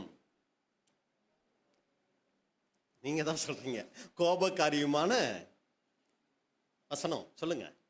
அவங்களோட என்ன பண்ண வேண்டாம்? குடித்தனம் பண்றது ரொம்ப கஷ்டம், ஓயாத ஒழுக்கு அப்படிங்கிறாரு. அதாவது எப்படின்னா, எப்பவுமே வீட்டில் மழை பெஞ்சு தண்ணி ஊற்றிக்கிட்டே இருந்தா அந்த வீட்டில் ஏதாவது பொருள்களை வைக்க முடியுமா? அந்த பொருள்கள் ஏதாவது பாதுகாப்பாக இருக்குமா? இந்த மாதிரி ஆயிடுமா சண்டை போடுற மனைவியோடையே குடும்பம் நடத்தி கொண்டு இருந்தால். அப்படின்னா கணவர்களை பற்றி ஒன்றும் சொல்லி, ஆனால் கணவர்களை பற்றியும் சொல்லியிருக்கு. அடுத்து வாலிப பிள்ளைகளை பற்றி சொல்லியிருக்கு. வாலிப பிள்ளைகள் சிறு பிராயத்தில் இருந்தே சத்தியத்தை கேட்டு கீழ்ப்படியணும். இல்லைன்னா ஒரு நாள் வரும்போது நீங்கள் என்ன ஆகுவீங்க? ஐயோ, முடிவிலே நான் போதகத்தை வெறுத்தேனே, என் போதகரின் சொல்லை கேட்காம நான் இப்படி ஆயிட்டேனேன்னு சொல்லி வருத்தப்படக்கூடிய சூழ்நிலைகள் வரும். இதெல்லாம் அன்புக்குரிய சகோதர சகோதரிகளே, இந்த நீதிமொழிகள் புஸ்தகத்தில் அங்கே அதிகமாக சொல்லி இருக்கிறத நம்ம பார்க்குறோம். இப்போ இப்படியெல்லாம் நிறைய அறிவுரைகள் இருக்குது. நீங்கள் தனிப்பட்ட முறையில் டெய்லி என்ன பண்ணோம்? ஒவ்வொரு அதிகாரம் நீங்கள் டெய்லி ஒவ்வொரு அதிகாரம் நீங்கள் வாசிக்க ஆரம்பிச்சிங்கன்னா 1ஆம் தேதி எந்த அதிகாரம் வாசிக்கணும்? 1ஆம் அதிகாரம். பாருங்கள், அந்தந்த டேட்டுக்கு ஒவ்வொரு அதிகாரம் வாசித்தாலே போதும். 30ஆம் தேதி வரும்போது மட்டும் ஒவ்வொரு சில மாதங்கள் 2 அதிகாரம் வாசிக்க வேண்டி வரும். ரொம்ப நல்லது தான், சரிங்களா? மற்ற அதிகாரத்தை ரெகுலராக வாசிங்க. அதான் டெய்லி நான் வாசிக்கிறேனே அப்படின்னு சொல்லிட்டு இதை மட்டும் பைபிளில் வாசிக்கணும்னு சொல்ல. உங்களுடைய ரெகுலர் ஸ்டடிங்கிறது தனியாக இருக்கணும். இதை எக்ஸ்ட்ரா நம்ம என்ன பண்ணிக்கணும்னா, வாசிக்கும்போது நிறைய காரியங்கள் அனுதின வாழ்க்கையில் நமக்கு அது பிரயோஜனம் பெறக்கூடியதாக இருக்கும். சரி, இப்போ நம்ம அந்த பாடத்துக்குள்ளே நம்ம போயிடலாம். இங்கே நம்ம பார்த்தோம், அந்த வசனத்தை நானே வாசிச்சிடறேன். சோம்பேறியின் வயலையும் மதியினனுடைய திராட்சை தோட்டத்தையும் கடந்து போனேன். இதோ அதெல்லாம் முள்ளுக்காடாய் இருந்தது. நிலத்தின் முகத்தை காஞ்சூரி மூடினது. அதன் கற்சுவர் இடிந்து கிடந்தது. அதை கண்டு சிந்தனை பண்ணினேன். அதை நோக்கி புத்தி அடைந்தேன். இது ஒரு ஓமை போல அங்கே சாலமோன் சொல்லியிருக்கிறத பார்க்குறோம். இது என்ன நடந்துச்சுன்னா, சாலமோனுடைய வாழ்க்கையில் நடந்த ஒரு சம்பவத்தை அவர் அங்கே எழுதி வச்சிருக்கிறார். அதுல இருந்து அவர் ஒரு ஞானத்தை, புத்தியை கத்துக்கிட்டார். அதை அவர் இங்க என்ன பண்ணியிருக்கிறார்னு எழுதி வச்சிருக்கிறார். இவர் ஒரு மிகப்பெரிய ராஜாவா இருக்கிறாரு. ராஜாக்களுங்கும் போது அவங்க நகர்வலம் போவாங்க, மாறு வேடம் பூண்டு தேசத்துல எப்படியெல்லாம் மக்கள் இருக்கிறாங்கன்னு சொல்லி பார்க்கறதுக்கு போவாங்க. இதுல ஒரு தடவை அவர் அந்த மாதிரி போகும்போது வழியில என்ன பண்றாருன்னா, 2 விதமான நிலங்களை பார்க்கிறார். அப்படி நிலங்களை பார்க்கும்போது சொல்றாரு, அந்த வசனம் மறுபடியும் நம்ம பார்க்குறோம், சோம்பேறியின் வயலையும். அப்போ என்னத்தை பார்த்துருக்கிறார் வழியில் போகும்போது? நம்மளும் இந்த வழியில் போகும்போது நிறைய தோட்டங்கள், நிறைய பில்டிங்ஸ் இதெல்லாம் பார்ப்போம் இல்லைங்களா? அது மாதிரி இவரும் கூட போயிருக்கிறாரு. போகும்போது அங்கே பார்த்துருக்கிறார். முதலாவது சோம்பேறியின் வயலை பார்த்துருக்கிறாரு. அடுத்து மதியினனுடைய திராட்சை தோட்டம், ஒரு மதியினனுடைய திராட்சை தோட்டத்தை கடந்து போயிருக்கிறாரு. அந்த தோட்டம் எப்படி இருந்துச்சு? நல்லா செழிப்பாக இருந்துச்சா அப்படின்னு சொல்லி பார்க்கும்போது இல்லை, அந்த 2 தோட்டமும் முள்ளுக்காடாக இருந்தது. வயல்ல என்ன இருந்திருக்கணும்? கோதுமையோ நெல்லோ. நம்ம ஊர்ல நெல், அவங்க ஊர்ல கோதுமை வச்சுக்கலாம், சரிங்களா? வயல்ல அது விளைஞ்சிருக்கணும். திராட்சை தோட்டத்தில் திராட்சை பழங்கள் இருந்திருக்கணும், செடிகள் இருந்திருக்கணும். ஆனா இவர் பார்த்த அந்த 2 நிலத்திலையும் என்ன இருந்திருக்குன்னா, ஒரே முள்ளுக்காடா இருந்திருக்குது. அடுத்து அந்த நிலமே கண்ணுக்கு தெரியலையாம். நிலத்தின் அந்த முகத்தை காஞ்சொரி மூடினது. காரணம் என்னன்னு பார்த்தீங்கன்னா, அதன் கட்சுவர், காம்பவுண்ட் இருக்கு இல்லைங்களா, அது என்ன இருக்குன்னா இடிந்து கிடந்தது. அப்போ இதை பார்த்த உடனே சாலமோன் என்ன இருக்கிறார்னா, சிந்தனை பண்ணியிருக்கிறார். ஏன் இந்த 2 தோட்டமும் இப்படி இருக்குது? நல்ல திராட்சை பழங்கள் இருந்தால் நல்லா இருக்கும், கோதுமை விளைஞ்சிருந்தா நல்லா இருக்குமே, ஏன் இந்த தோட்டம் இப்படி இருக்குது அப்படின்னு சொல்லி யோசிச்சு பார்த்துட்டு புத்தி அடைஞ்சாராம். என்ன புத்தி அடைஞ்சார்னா, இன்னும் கொஞ்சம் உறங்கட்டும், இன்னும் கொஞ்சம் கை முடக்கி கொண்டு நித்திரை செய்யட்டும் என்பாயோ. இது நம்ம எல்லாருக்கும் எந்த நேரத்தில் வர்றது? காலையில் 5 மணிக்கு அலாரம் வச்சுருவோம், சரிங்களா? அலாரமும் அடிச்சிரும். ஆனால் அது ஒரு ஆஃப் பண்ணி போட்டுட்டு என்ன பண்ணுவோம்? இன்னும் கொஞ்சம் நேரம் தூங்குவோம் அப்படின்ட்டு கையை எங்கே வச்சுக்குவோம்? நல்லா முடக்கி வச்சுக்கிட்டு இன்னும் கொஞ்சம் நித்திரை செய்யட்டும் என்பாயோ. அப்படி நீ இருந்தீங்கன்னா உன் வாழ்க்கையில் தரித்திரம் வரும். எப்படி வரும்? வழிபோக்கனை போல தரித்திரம் வரும். அடுத்து உன் வறுமை ஆயுதம் அணிந்தவனை போல் வரும். அப்படின்னா என்னங்க? ஆயுதம் அணிந்தவர்னா எப்படி இருப்பாரு? அவரை நம்ம ஜெயிக்க முடியுமா? ஃபுல்லாக எல்லாம் போட்டு, அந்த கவசங்களெல்லாம் போட்டு சண்டைக்கு வருவார். அவரை போய் நம்ம வெறும் கையில் சண்டை போட முடியுமா? ஜெயிக்க முடியாது. அதை தான் இங்கே சொல்ல வராரு. உன் வறுமை ஆயுதம் அணிந்தவனை போல் வரும்னா, உனக்கு வர்ற வறுமையை நீ என்ன பண்ண முடியாது? ஜெயிக்க முடியாது. அந்த வறுமையிலிருந்து நீ வெளியில் வர முடியாது. காலாகாலத்துக்கு நீ கடன்லையும் பலவிதமான பிரச்சனைகளிலும் தான் நீ சிக்கி தவிப்ப. உன்னால அதை ஜெயிக்க முடியாது அப்படிங்கிறத தான் இந்த ஒரு நீதிமொழிகள் அங்க சொல்றார். அப்ப இதனுடைய விளக்கத்தை தான் நம்ம என்ன பண்ண போறோம்னா இப்ப பார்க்க போறோம். அப்ப இதுல விளக்கம் நம்ம பார்க்கும்போது சாலமோன் பார்த்த அந்த 2 நிலங்கள் என்ன அப்படின்னு சொல்லி பார்க்கும்போது, ஒன்று வயல், இன்னொன்று திராட்சை தோட்டம். 2 நிலங்களை அவர் அங்க பார்த்துருக்கிறாரு. அந்த நிலத்தை பார்த்த உடனேயே இப்போ ஒரு சில இடங்களுக்கு போகும்போது பார்த்தீங்கன்னா செட்டியார் தோட்டம், சரிங்களா, அண்ணாச்சி அப்படின்னு சொல்லி போட்டு ஒவ்வொரு இடத்துக்கும் ஒவ்வொரு பேர் போட்டு வச்சிருப்பாங்க. அதே மாதிரி இவர் அந்த 2 நிலத்துக்கு போகும்போது, கடந்து போகும்போது அதனுடைய எஜமானன் யாருங்கிறத பேர் இல்லாமலேயே கண்டுபிடிச்சிட்டார். எப்படி கண்டுபிடிச்சார் அப்படின்னு சொல்லி நீங்க பார்த்தீங்கன்னா, முதல் நிலத்தை அந்த வயலை பார்த்த உடனேயே இந்த நிலத்தோட ஓனர் யாருன்னு கண்டுபிடிச்சிட்டாரு. யாருங்க அந்த ஓனரு? சோம்பேறி, சரிங்களா. நம்மளும் ஒரு சில வீடுகளுக்கு போனோம்னா ஒண்ணுமே கூட்டி பெருக்காம துடைக்காம ஒரு மாதிரி இருந்துச்சுன்னு வைங்க, என்ன இவங்க ரொம்ப சோம்பேறித்தனமா இருப்பாங்களோ, ஒண்ணுமே கிளீன் பண்ணாம இருக்காங்களே. பார்த்த உடனே ஒரு நல்ல நீட்டா இருந்தா, அப்பா நீட்டா வச்சிருக்காங்கல்ல, அப்ப பார்த்த உடனே நமக்கு அவங்கள குறிச்சு என்ன வந்துருதுங்க, மனசுல ஒரு அபிப்பிராயம் வந்துடுதுல்ல. அது மாதிரி இவர் அந்த நிலத்தை பார்த்த உடனேயே அந்த ஓனர் யாருங்கிற ஒரு அபிப்பிராயத்துக்குள்ள வந்துடுறாரு. அப்ப அந்த வயலை பார்த்த உடனே இப்படி கிடக்குது இந்த நிலம், சரியான சோம்பேறியா இருப்பான் மாதிரி அந்த எஜமான் கண்டுபிடிச்சிட்டாரு. அடுத்து ஒரு கொஞ்ச தூரம் கடந்து போறாரு, ஒரு திராட்சை தோட்டம் வருது. அதை பார்த்த உடனே கண்டுபிடிச்சிட்டாரு, இவனுக்கு புத்தியே இல்லை. புத்தி இருந்தா திராட்சை தோட்டத்தை இப்படி யாராவது வச்சிட்டு இருப்பாங்களா அப்படின்னு சொல்லி என்ன பண்ணிட்டாருன்னா, அந்த 2 எஜமான்களினுடைய பெயர் என்னங்கிறத கண்டுபிடிச்சிட்டாரு. ஒருத்தர் சோம்பேறி, இன்னொருத்தர் புத்தியினன். அப்ப ஏன் அப்படி கண்டுபிடிச்சாருங்கும் போது அந்த 2 நிலங்களினுடைய தன்மை, அந்த 2 நிலங்களும் எப்படிப்பட்டதாக இருந்துச்சுன்னா, வயலில் கோதுமை இருந்திருக்கணும், திராட்சை தோட்டத்தில் திராட்சை இருந்திருக்கணும். 2மே இல்லாம முட்கள் அங்க நிறைஞ்சு காணப்படுது. காஞ்சோரி அப்படின்னா களைகள் அங்க மண்டி கிடக்குது. அந்த நிலத்தினால எந்த பயனும் இல்லாம ரொம்ப என்ன பண்ணுன்னா நிலத்தை கெடுக்கக்கூடியது அந்த நிலத்துல இருக்கு. கோதுமை இருந்திருந்தா நிலத்துக்கும் யூஸு, அந்த நிலம் வச்சிருக்கவங்களுக்கு யூஸு, மற்றவங்களுக்கு யூஸு. திராட்சை தோட்டம் இருந்திருந்தா அதில் திராட்சை பழங்கள் இருந்திருந்தா அந்த நிலத்துக்கும் மதிப்பு, அந்த திராட்சை தோட்டக்காரருக்கும் மதிப்பு, அதை வாங்கி சாப்பிட்றவங்களுக்கும் ஒரு பிரயோஜனம். ஆனால் 2லையுமே அது இல்லை அப்படின்னு பார்க்குறோம். களைகள் மண்டி கிடந்தன, முட்செடிகள் நிலத்தை மூடி கிடந்தனன்னு சொல்லி வேறு மொழிபெயர்ப்புல அங்கே சொல்லியிருக்கு. அப்போ ஏன் இந்த மாதிரி கிடக்குது அப்படிங்கும்போது இன்னொரு காரணம் அங்கே சொல்றாரு. கவனிச்சு பார்க்குறாரு, அந்த 2 நிலத்திலையுமே காம்பவுண்டு எப்படி இருக்குங்க, இடிஞ்சு போய் அங்கே கிடக்குது, ஒரு பாதுகாப்பு இல்லாத ஒரு சூழ்நிலையில் இருக்குது அப்படின்னு கூட பார்க்குறோம். அப்போ இதுலேருந்து நம்ம பார்க்கும்போது அந்த இடத்தினுடைய அந்த நிலத்தினுடைய சுவர் சரியில்லை, அந்த நிலத்தில் பலன் கொடுக்கக்கூடிய பொருட்கள் எதுவுமே இல்லை, தேவையில்லாத களைகள் முட்கள் அந்த நிலத்தில் நிறைஞ்சி இருந்துச்சு அப்படின்னு கூட பார்க்குறோம். அப்போ அதுக்கான காரணம் என்னன்னு பார்க்கும்போது அதனுடைய எஜமான்கள், அந்த எஜமான்கள் என்ன பண்ணினாங்க அப்படின்னா அலாரம் வச்சாங்க, டைமுக்கு என்ன பண்ணலைங்க, எந்திரிக்காம நல்லா தூங்கிட்டாங்க. எப்படி தூங்கிட்டாங்க? இன்னும் கொஞ்சம் தூங்கட்டும், இன்னும் கொஞ்சம் கை முடக்கி கொண்டு தூங்கட்டும் என்பாயோ அப்படிங்கிற ஒரு தூக்கத்துக்குள்ள அவங்க இருந்துட்டாங்க. அவங்க தூக்கம் அவங்க செய்ய வேண்டிய வேலையை அங்கே செய்ய விடாமல் தடுத்துருச்சு. அந்த வேலையை அவங்க செய்யாமல் இருக்கும்போது நிலம் சும்மா இருக்கல, அது தானா ஒரு விளைச்சலை என்ன பண்ணிருச்சுன்னா அங்கே கொண்டு வந்துடுச்சு அப்படின்னு கூட நம்ம பார்க்குறோம். அப்போ இதை தான் அன்புக்குரிய சகோதர சகோதரிகளே சாலமோன் அங்கே பார்த்து புத்தி அடைகிறார். இன்னொரு மொழிபெயர்ப்பில் நீங்கள் பார்த்தீங்கன்னா பாடம் கற்றுக்கொண்டேன்.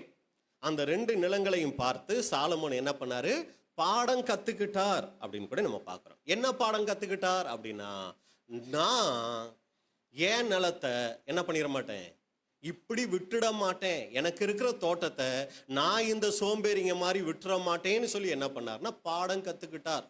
சாலமோனுக்கு அப்படி ஏதாவது தோட்டம் இருந்துச்சா அப்படின்னா உன்னத பாட்டு 8ஆம் அதிகாரம் 11வது வசனம். உன்னத பாட்டு 8:11. உன்னத பாட்டு 8ஆம் அதிகாரம் 11ஆம் வசனம். பாகால் ஆமோனிலே சாலமோனுக்கு ஒரு திராட்சை தோட்டம் உண்டாயிருந்தது. அந்த தோட்டத்தை காவலாளிகள் வசத்திலே அதன் பலனுக்காக ஒவ்வொருவன் 1000 வெள்ளிக்காசு கொண்டு வரும்படி விட்டார். பாகால் ஆமோனிலே சாலமோனுக்கு ஒரு திராட்சை தோட்டம் உண்டாயிருந்தது. அந்த தோட்டத்தை காவலாளிகள் வசத்திலே அதன் பலனுக்காக ஒவ்வொருவன் 1000 வெள்ளிக்காசு கொண்டு வரும்படி விட்டார். அப்போ பாருங்க, அவருக்கு கூட திராட்சை தோட்டம் இருந்துச்சு. நீங்க பிரசங்கி 2ஆம் அதிகாரத்தில் நீங்க பார்த்தீங்கன்னா 4வது வசனத்தில், நான் பெரிய வேலைகளை செய்தேன், எனக்காக வீடுகளை கட்டினேன், திராட்சை தோட்டங்களை நாட்டினேன் அப்படின்னு சொல்றாருங்க. அப்ப அன்புக்குரிய சகோதர சகோதரிகளே, இவருக்கும் தோட்டம் இருந்திருக்குது. அந்த தோட்டங்களை பார்க்கறாரு, நிலத்தை பார்க்கறாரு. இது மாதிரி நான் என் தோட்டத்தை விட்டுறக்கூடாதுன்னு சொல்லி என்ன இருக்கிறார்னா பாடம் கத்துக்கிட்டார் அதை பார்த்து. இதுதான் அன்புக்குரிய சகோதர சகோதரிகளே நாங்கள் பார்த்துட்ட விஷயம். இப்போ இதுல இருந்து தேவனுடைய பிள்ளைகளான நமக்குரிய பாடங்கள் என்ன? ஏன்னா நமக்கு நல்லா தெரியும், ரோமர் 15ஆம் அதிகாரம் 4வது வசனம். ரோமர் 15:4. ரோமர் 15ஆம் அதிகாரம் 4ஆம் வசனம். தேவ வசனத்தினால் உண்டாகும் பொறுமையினாலும் ஆறுதலினாலும் நாம் நம்பிக்கையுள்ளவர்களாகும்படிக்கு முன்பு எழுதியிருக்கிறவைகள் எல்லாம் நமக்கு போதனையாக எழுதியிருக்கிறது. முன்பு எழுதியிருக்கிறவைகள், இந்த நீதிமொழிகளில் எழுதியிருக்கிற இதுவும் கூட நமக்கு என்ன இருக்குன்னா ஏதோ ஒரு பாடத்தை சொல்லி கொடுக்கக்கூடியதா அங்க இருக்குது அப்படின்னு கூட பார்க்குறோம். அப்போ இதுல நம்ம என்ன பார்க்க போறோம்னா, முதலாவது நம்ம பார்த்துட்ட நபர் யாருங்க இந்த சம்பவத்துல?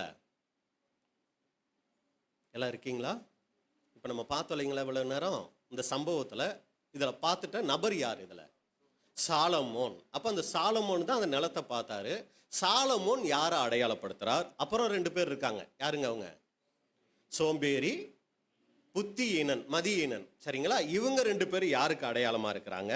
அடுத்து இவங்க இருந்த அந்த நிலம், அந்த வயல், அந்த தோட்டம், அது எதை அடையாளப்படுத்துது? அடுத்து அந்த சுவர் இடிஞ்சு போயிருந்துச்சு இல்லைங்களா, அது எதை அடையாளப்படுத்துது அப்படிங்கிறத பார்த்து இதுல நமக்கான பாடம் என்ன? இதுல தான் நம்ம ஏற்கனவே சொல்லிட்டோம், தேவனுடைய அந்த தெய்வீக திட்டம் கூட இதுல மறைஞ்சிருக்கு அப்படின்னு கூட நம்ம பார்த்துட்டோம். அப்ப இதனுடைய விளக்கம் என்னன்னு பார்க்கும்போது, முதலாவது சாலமோன். சாலமோன் யாரை இங்க அடையாளப்படுத்துகிறார் அப்படின்னா, சாலமோனிலும் பெரியவரான ஆண்டவராகிய இயேசு கிறிஸ்துவை அடையாளப்படுத்துகிறார். இப்ப சாலமோன் அந்த வழியில போகும்போது 2 நிலத்தை பார்த்தது எதை அடையாளப்படுத்துதுன்னா, ஆண்டவராகிய இயேசு கிறிஸ்து இந்த பூமிக்கு வர்றதுக்கு முன்னாடி பிதாவுனுடைய செல்ல பிள்ளையா அவர் பரலோகத்துல இருக்கும்போது, இன்னொரு வகையில சொன்னா லோகோஸ், வார்த்தையானவரா அவர் இருக்கும்போது இந்த பூமியில அவர் பார்த்துட்ட முக்கியமான 2 சம்பவங்களை, இந்த வயலும் இந்த திராட்சை தோட்டமும், இந்த சோம்பேறியும் அந்த மதியீனனா புத்தியீனன் அவரையும் இது என்ன ஆகுதுன்னா அங்க அடையாளப்படுத்தக்கூடிய இது என்னத்தை அவர் இந்த பூமியில பார்த்துட்டார் அப்படிங்கிறது தான் நம்ம அங்க பார்க்க போறோம். அப்ப முதல் காரியம் சோம்பேறியின் வயல். அப்ப இந்த சோம்பேறியின் வயலுங்கும் போது அங்க ஒரு வயல் இருக்கு, அதுக்கு ஒரு எஜமானன் ஒருத்தர் இருக்கிறாரு. அந்த எஜமானன் எப்படிப்பட்டவரா இருக்கிறார்னா சோம்பேறியா இருக்கிறாரு.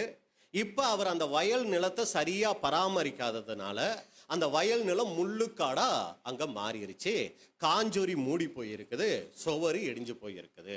அப்ப இது எதை அடையாளப்படுத்துது அப்படின்னு சொல்லி பார்க்கும்போது, முதலாவது அந்த நிலம், அந்த வயல், அது எதை அடையாளப்படுத்துது அப்படின்னு சொல்லி நம்ம பார்க்கணும். அடுத்து அந்த எஜமான் சோம்பேறி யாரை அடையாளப்படுத்துறார்? ஏன் அந்த நிலம் முள்ளாகி போச்சு, எப்ப அது முள்ளா போச்சு, சுவர் இடிஞ்சு கிடக்கிறது எதை அடையாளப்படுத்துது அப்படின்னு சொல்லி பார்க்கும்போது, முதல் காரியம் வயல், அந்த நிலம், அது எதை அடையாளப்படுத்துதுன்னா ஏதேன் தோட்டத்தை அது அடையாளப்படுத்தக்கூடியதா இருக்குது. அப்ப அந்த எஜமான் யாருங்க? ஆதாம அந்த எஜமான் அடையாளப்படுத்தக்கூடியதா இருக்கிறார். இதுதான் ஆண்டவராகிய இயேசு கிறிஸ்து இந்த பூமியில பார்த்துட்ட முதல் நிகழ்ச்சி. இப்ப அந்த நிகழ்ச்சி என்ன நடந்துச்சு அப்படின்னா, முதலாவது தேவன் ஏதேன் தோட்டத்தை உண்டாக்கி அதுல கொண்டு யாரை வைக்கிறாரு? ஆதாம அங்க வைக்கிறார். ஆதியாகமம் 2ஆம் அதிகாரம் 8வது வசனம். ஆதியாகமம் 2ஆம் அதிகாரம் 8ஆம் வசனம். தேவனாகிய கர்த்தர் கிழக்கே ஏதேன் என்னும் ஒரு தோட்டத்தை உண்டாக்கி தாம் உருவாக்கின மனுஷனை அதிலே வைத்தார். இப்ப பாருங்க, நீங்க இப்ப எல்லாரும் எங்க இருக்கீங்க? பரவாயில்ல, ஏதேன் தோட்டத்துல இப்ப நம்ம எல்லாரும் இருக்கோம். சரிங்களா? இப்ப ஏதேன் தோட்டத்துல என்ன பண்றாருன்னா நம்ம பார்த்துட்டு இருக்கிறோம். நம்ம ஏதேன் தோட்டத்துல எப்படி நடக்குதுன்னு எல்லாமே இருக்குது. எல்லாம் வசதியா வாய்ப்புகளோட 6 நாள் அந்த முடிவு வரைக்கும் நீங்க பாத்தீங்கன்னா எல்லா வேலைகளையும் செஞ்சு வச்சுட்டார். எப்படியெல்லாம் செஞ்சு வச்சுட்டார் அப்படின்னு சொல்லி பார்க்கும்போது, ஏற்கனவே நம்ம சொன்னதுதான், அதாவது மனுஷனை நான் படைக்க போறேன், அந்த மனுஷன் எதை உள்வாங்குவாரு? ஆக்சிஜனை உள்வாங்குவாரு. எதை வெளிவிடுவாரு? கார்பன் டை ஆக்சைடை வெளியே விடுவாரு. இந்த கார்பன் டை ஆக்சைடை இன்னொரு மனுஷன் சுவாசிச்சார்னா என்ன ஆகுவாரு? வெறும் கார்பன் டை ஆக்சைடாவே இருந்தா செத்து போயிடுவாரு. அப்ப இந்த கார்பன் டை ஆக்சைடு வெளியே வந்த உடனே இதை இல்லாம பண்ணணும். அதுக்கு என்ன பண்ணணும்? மரத்தை ஃபர்ஸ்ட் படைக்கணும். பாருங்க தேவனுடைய அந்த ஞானம். அப்ப முதலாவது மரத்தை படைச்சு வச்சுட்டு அப்புறம் மனுஷனை படைச்சாதான் அவர் ஆக்சிஜனை உள்ள வாங்கி வெளியே விடுகிற அந்த கார்பன் டை ஆக்சைடு அந்த மரம் வாங்கிக்கும். இப்படி எல்லாத்தையும் ஆயத்தம் பண்ணி வச்சுட்டார். ஆதாம கொண்டு ஏதேன் தோட்டத்துல அங்க வைக்கும் போது ஏதாவது ஆதாமுக்கு குறை இருந்திருக்குமா? ஏதாவது தேவைகள் இருந்திருக்குமா? அவர் ஏதாவது கஷ்டப்பட்டு ஏதாவது செய்யணுங்கிற அவசியம் இருந்திருக்குமா? எதுவுமே இருந்திருக்காது இல்லைங்களா? ஆனா இருந்துச்சு. என்ன இருந்துச்சு? அதைத்தான் 15வது வசனத்துல நம்ம பார்க்கிறோம். ஆதியாகமம் 2:15. ஆதியாகமம் 2ஆம் அதிகாரம் 15ஆம் வசனம். தேவனாகிய கர்த்தர் மனுஷனை ஏதேன் தோட்டத்தில் அழைத்து கொண்டு வந்து அதை பண்படுத்தவும் காக்கவும் வைத்தார். ஏதாவது வேலை இருந்துச்சு ஆதாமுக்கு? சும்மா உட்கார்ந்துட்டு 3 நேரம் சாப்பிட்டுட்டு தூங்குற வேலை கிடையாதுங்க. ஏதேன் தோட்டத்தை பண்படுத்தணும், வேலை செய்யணும். அவரு சும்மா இருக்கக்கூடாது. அது மாத்திரம் இல்ல, ஏதேன் தோட்டத்தில் கெடுக்கக்கூடிய எந்த ஒரு காரியமும் வந்துடாம அதை என்ன பண்ணணும்? அவரு காக்கணும். இந்த 2 வேலைகளையும் ஆதாமுக்கு அங்க கொடுத்து வச்சிருந்தார். அப்ப பாருங்க, ஒரு பொறுப்பு மனிதனை உண்டாக்கும் போதே அவருக்கு என்ன பண்ணியிருந்தார்னா ஒரு பொறுப்பு கொடுத்திருந்தார். அன்புக்குரிய சகோதரர்களே, இது நமக்கு மிகப்பெரிய ஒரு பாடமா இருக்குது. நாம பெற்றோராக இருக்கும்போது நம்முடைய பிள்ளைகள் வளர்ந்து வர வர அவங்கள சிறு வயதிலிருந்தே பொறுப்புகள் கொடுத்து அவங்கள வளர்க்கணுங்க. 5 வயசு ஆகும்போது அதுக்குரிய பொறுப்பை அவங்களுக்கு நம்ம கொடுத்து வளர்க்கணும். நான் ரொம்ப கஷ்டப்பட்டுட்டேன், என் பிள்ளை என்னவே படக்கூடாது, கஷ்டமே படக்கூடாதுன்னு வளர்த்துறக்கூடாதுங்க. அவங்க 10 வயது வரும்போது அதுக்குரிய பொறுப்பு, அதுவும் பெண் பிள்ளைகளுங்கும் போது அந்த பெண் பிள்ளைகளுக்கு அந்தந்த வயதில் அவங்க என்னென்ன வேலைகள் செய்து பழகணும் அப்படிங்கிறத அவங்களுக்கு சொல்லி கொடுக்கணும். இதில் நீங்கள் ஒரு சில குடும்பங்களை பார்த்தீங்கன்னா அப்பாவுக்கு பெண்கள்னா ரொம்ப செல்லம். அதனால என்ன தெரியுங்களா பண்ணிடுவாங்க, எதையுமே சொல்லி கொடுக்க விட மாட்டாங்க. நீ சும்மா இரு, மனைவியை திட்டிடுவாங்க. சும்மா இரு, நீ எப்போ பார்த்தாலும் பிள்ளைக்கு அதை சொல்ற இதை சொல்றேன்னு சொல்லி நீ வாமான்னு சொல்லி எந்த வேலையுமே சொல்லி கொடுக்காம வளர்த்துருவாங்க. ரொம்ப ஜாக்கிரதையா இருக்கணுங்க. அப்பாமார்கள் ரொம்ப கவனமா இருக்கணும். தன்னுடைய பிள்ளைகளுக்கு தன்னுடைய மனைவிகளை உற்சாகப்படுத்தணும். அதாவது தன்னுடைய அந்த தாயை உற்சாகப்படுத்தணும். பிள்ளை அந்த சிறுபிராயம் முதல்ல இதையெல்லாம் அதுங்க கத்துக்கணும். என்னென்ன வேலைகள் செஞ்சு பழகணும், ஒருத்தருக்கு எப்படி சமைக்கிறது, 10 பேருக்கு எப்படி சமைக்கிறதுங்கிறதெல்லாம் பிள்ளைகளுக்கு சொல்லி கொடுத்து வளர்க்கணுங்க. அப்போதான் நாளைக்கு அவங்க வீட்டுக்கு போகும்போது அந்த குடும்பம் ரொம்ப ஒரு சந்தோஷம் நிறைந்த ஒரு சமாதானம் நிறைஞ்ச குடும்பமாக இருக்கும். ஒரு சமயம் அந்த பொண்ணுக்கு 10 பேருக்கு மட்டும்தான் சமைக்க தெரிஞ்சுன்னு வச்சுக்குவோமே, கணவன் மனைவி தனியாக இருக்காங்க, எத்தனை பேருக்கு சமைக்கும்? தேவையில்லாமல் கொட்டி சமைச்சு, இதெல்லாம் என்ன பிரதர், இதெல்லாம் சத்தியமா இல்லைங்க, இதெல்லாம் நடைமுறை வாழ்க்கையில் இருக்க வேண்டிய விஷயங்கள்ங்க. 10 பேருக்கு சமைச்சு வச்சு 2 பேர் சாப்பிட்ட பின்னாடி மீதியெல்லாம் என்ன பண்ணுவது? கொட்டும். அப்போ அந்த பொண்ணுக்கு என்ன பண்ணும், 2 பேருக்கு சமைக்கிறது எப்படின்னு சொல்லி கொடுத்து வளர்க்கணும். 5 பேருக்குன்னா எப்படி சமைக்கணும்னு சொல்லி கொடுத்து வளர்க்கணும். மேரேஜ் ஆன பின்னாடி ஃபோனில் கேட்டு சமைக்கிற பழக்கத்தை என்ன பண்ணிடக்கூடாது, மகள்களுக்கு கொண்டு வந்துடக்கூடாதுங்க. அப்போ பாருங்க, ஒரு பொறுப்பு குடும்பத்தில் உருவாக்கணும். இதை தேவன் எங்கே பண்ணியிருந்தாரு? ஆதாமை நான் படைச்சிட்டேன், ஆதாமுக்கு மரங்கள் விருட்சங்கள் எல்லாத்தையும் படைச்சு வச்சுட்டேன், ஆதாம் சும்மா இருந்தா போதும் தேவன் நினைக்கலைங்க. அவருக்கு அங்க ஒரு பொறுப்பை கொடுத்திருந்தார், இப்படித்தான் இருக்கணும்னு சொல்லி. அதுபோல ஒவ்வொரு குடும்பத்திலையும் கணவனுக்குன்னு பொறுப்புகள் இருக்கு, மனைவிகளுக்குன்னு பொறுப்புகள் இருக்கு. கணவன் அவருடைய பொறுப்பு என்னங்கிறத உணர்ந்து அதை அவர் தன்னுடைய வாழ்க்கையில தன்னுடைய குடும்பத்துக்கு சரிவர செய்யக்கூடியவரா அவர் இருக்கணும். பொறுப்பில்லாத கணவனா இருந்தா அவர் வீட்டில் தலையா இருக்க மாட்டாரு, என்னவா இருப்பாரு? ஏற்கனவே நான் சொன்னதுதான், தலையா மாறிடுவாரு. அப்ப பாருங்க, ஒரு பொறுப்பு கணவன் போது அவர் அந்த குடும்பத்தினுடைய பிரதான ஆசாரியன். அப்ப அந்த குடும்பத்துக்காக ஜெபிக்கக்கூடியவரா, அந்த குடும்பத்தை தேவனுக்குள்ள வழி நடத்தக்கூடிய பொறுப்பு அந்த கணவனுக்கு இருக்கு. அதே போல மனைவி, ஒரு புத்தியுள்ள ஸ்திரீ தன் வீட்டை கட்டுகிறாள். அவங்க ஒரு புத்தியுள்ள ஸ்திரீயாய் தன் வீட்டை கட்டுகிறவங்களா அவங்க இருக்கணும். இந்த ஒரு பொறுப்பை தேவன் என்ன தெரியுங்களா பண்ணாரு, ஏவாளை கொடுக்கறதுக்கு முன்னாடியே ஆதாமுக்கு கொடுத்துட்டாருங்க. இன்னைக்கு நிறைய பேர் என்ன தெரியுங்களா பண்றாங்க, பொறுப்பில்லாத மகன்களுக்கு என்ன செஞ்சா சரியாயிடும் நினைக்கிறாங்க. அது மேரேஜ் பண்ணி வச்சா பிரதர் என்ன வந்துடும், தேவன் ஒழுங்கு அப்படி செய்யலைங்க. ஃபர்ஸ்ட் ஆதாமுக்கு பொறுப்பு கொடுத்து அவர் அந்த வேலைகள்லாம் செய்ய வச்சு அப்புறம் தான் ஏவாளை ஆதாமுக்கு கொடுக்கிறார். எடுத்த உடனே ஆதாம் ஏவாளை உண்டாக்கிட்டு அப்புறம் ஏதேன் தோட்டத்துக்கு கொண்டு போய் 2 பேரையும் வச்சு பார்க்கலைங்க. ஃபர்ஸ்ட் ஏதேன் தோட்டத்தில் ஆதாமை மட்டும் வச்சு அவருக்கு வேலைகள் கொடுத்து அந்த வேலைகள் அவர் சரிவர செய்கிறாரான்னு பார்த்து அதுக்கப்புறம் தான் என்ன பண்றாருன்னா அங்க அவருக்கு ஒரு மனவாட்டியை கொடுக்கிறார். தயவு செய்து நாம நம்மளுடைய பிள்ளைகள் பொறுப்பு இல்லாம பசங்க இருக்கும்போது எந்த ஒரு பொண்ணையும் பார்த்து காலம் ஆயிடுச்சு வயசாயிடுச்சுன்னு மேரேஜ் பண்ணி வச்சிட்டோம்னா அவங்க குடும்பம் பிரச்சனைக்குரிய குடும்பமா மாறிடும். அவங்க கணவன் மனைவிக்குள்ள பிரச்சனைகள் வந்துடும். ரொம்ப ஜாக்கிரதையா இருக்கணும். ஞானம் ரொம்ப அவசியங்க. இதெல்லாம் உலகத்தார்கிட்ட பார்த்தீங்கன்னா அவ்வளவு ஞானமா அவங்க செயல்படுறாங்க. நம்ம தேவ பிள்ளைகள், பையன் உடன்படிக்கை பண்ணிட்டாருங்களா, ஞான ஸ்நானம் எடுத்துட்டாரா, ரைட், ஓகே, போதும். அதுக்கப்புறம் தான் தெரியும் அவர் எப்படிப்பட்டவராக இருக்கிறாரு, பொண்ணு எப்படிப்பட்டவங்களா இருக்கிறாங்கன்னு அதுக்கப்புறம் தான் தெரியும். இது மாத்திரம் தகுதிகள் இல்லைங்க. அவங்கள குடும்பத்தை நடத்தக்கூடிய வகையில் ஒரு பெற்றோர் அவங்கள சரிவக அவங்களுக்கு சொல்லி கொடுத்து வளர்க்கணுங்க. இதை நிறைய தேவனுடைய பிள்ளைகள் குடும்பத்தில் பெற்றோர் செய்ய தவறிடுறாங்க. அவங்க வேதம் படிக்கணும், வேதத்தில் இருக்கிற காரியங்களை தெரிஞ்சுக்கணும்னு காட்டுகிற ஆர்வத்தை மற்ற காரியங்களிலும் அவங்க ஒரு தெளிவுள்ளவர்களாக இருக்கணுங்கிறதுல அவங்க தவறி போயிடுறாங்க. அன்புக்குரிய சகோதர சகோதரிகளே, நாம் அப்படி இருக்கக்கூடாது. ஏன்னா தேவன் முதலாவது சபையை உண்டாக்கல, குடும்பத்தை தான் உண்டாக்குனார். அப்ப குடும்ப வாழ்க்கைங்கிறது ரொம்ப ரொம்ப முக்கியம் ஒரு தேவனுடைய பிள்ளைக்கு. சரி, இங்க வந்துருவோம். இப்ப ஆதாம தேவன் உண்டாக்கிட்டாரு, அவருக்கு ஒரு பொறுப்பை கொடுத்தாரு, அதுக்கப்புறம் ஒரு மனைவியையும் கொடுத்தாரு, குடும்பத்தை நல்ல விதமா, அது ஏதேன் தோட்டம் தான் வீடு, அந்த வீடு தான் அவங்களுக்கு ஃபுல்லாகவே. ஏன்னா தனியாக ஒரு வீடு இல்லை, ஏதேன் தோட்டத்தையே வீடாக கொடுத்து அந்த வீட்டில் கணவனை உண்டாக்கி மனைவியை உண்டாக்கி அவங்க எப்படி குடும்பம் நடத்தணுங்கிறதுக்கான வழிமுறைகளை சொல்லி எல்லா பழத்தையும் சாப்பிட்டுக்கலாம், ஆனால் அந்த நன்மை தீமை அறியத்தக்க விருட்சத்தை மட்டும் சாப்பிடாதீங்கன்னு சொல்லி அந்த பொறுப்பை யாருக்கிட்ட ஒப்படைச்சார்? ஆதாமுக்கிட்ட ஒப்படைச்சார். ஏவாள்கிட்ட ஒப்படைக்கலைங்க, ஆதாமுக்கிட்ட ஒப்படைச்சி ஏவாளையும் நல்லா பார்த்து இதையெல்லாம் சொல்லி காப்பாற்றிக்கப்பா வளர்த்துக்கன்னு சொல்லி கொடுத்துட்டார். ஆனால் இந்த பொறுப்பை ஆதாம் அங்க சரிவர நிறைவேற்றினாரா? நிறைவேற்றல. அதனால தான் அவருக்கு சாலமோன் பார்த்த வகையில் ஒரு பேர். என்ன பேரு? சோம்பேறி. ஏன் சோம்பேறி? அவருக்கு கொடுக்கப்பட்ட வேலையை அங்க சரிவர செய்யாம சோம்பேறித்தனமா என்னமோ இருந்துட்டாரு.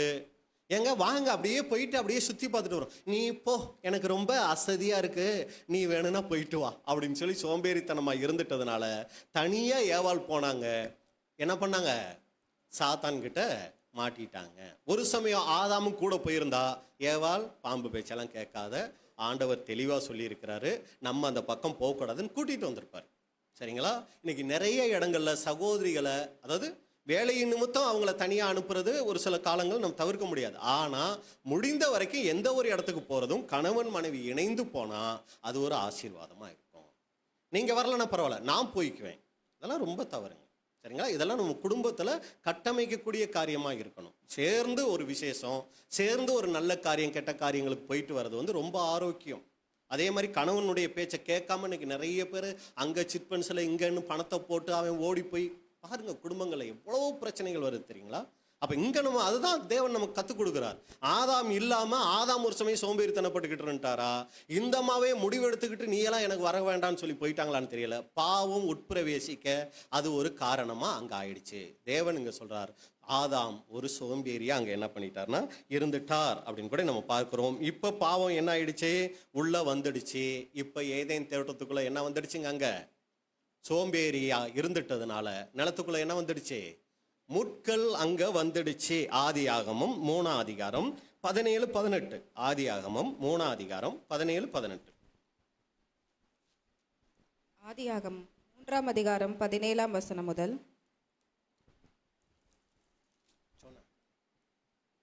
பின்பு அவர் ஆதாமை நோக்கி, நீ உன் மனைவியின் வார்த்தைக்கு செவி கொடுத்து புசிக்க வேண்டாம் என்று நான் உனக்கு விலக்கின விருட்சத்தின் கனியை புசித்தபடியினாலே பூமி உன் நிமித்தம் சபிக்கப்பட்டிருக்கும். நீ உயிரோடு இருக்கும் நாளெல்லாம் வருத்தத்தோடு அதன் பலனை புசிப்பாய். அது உனக்கு முள்ளும் குறுக்கும் முளைப்பிக்கும். வெளியின் பயிர் வகைகளை புசிப்பாய்.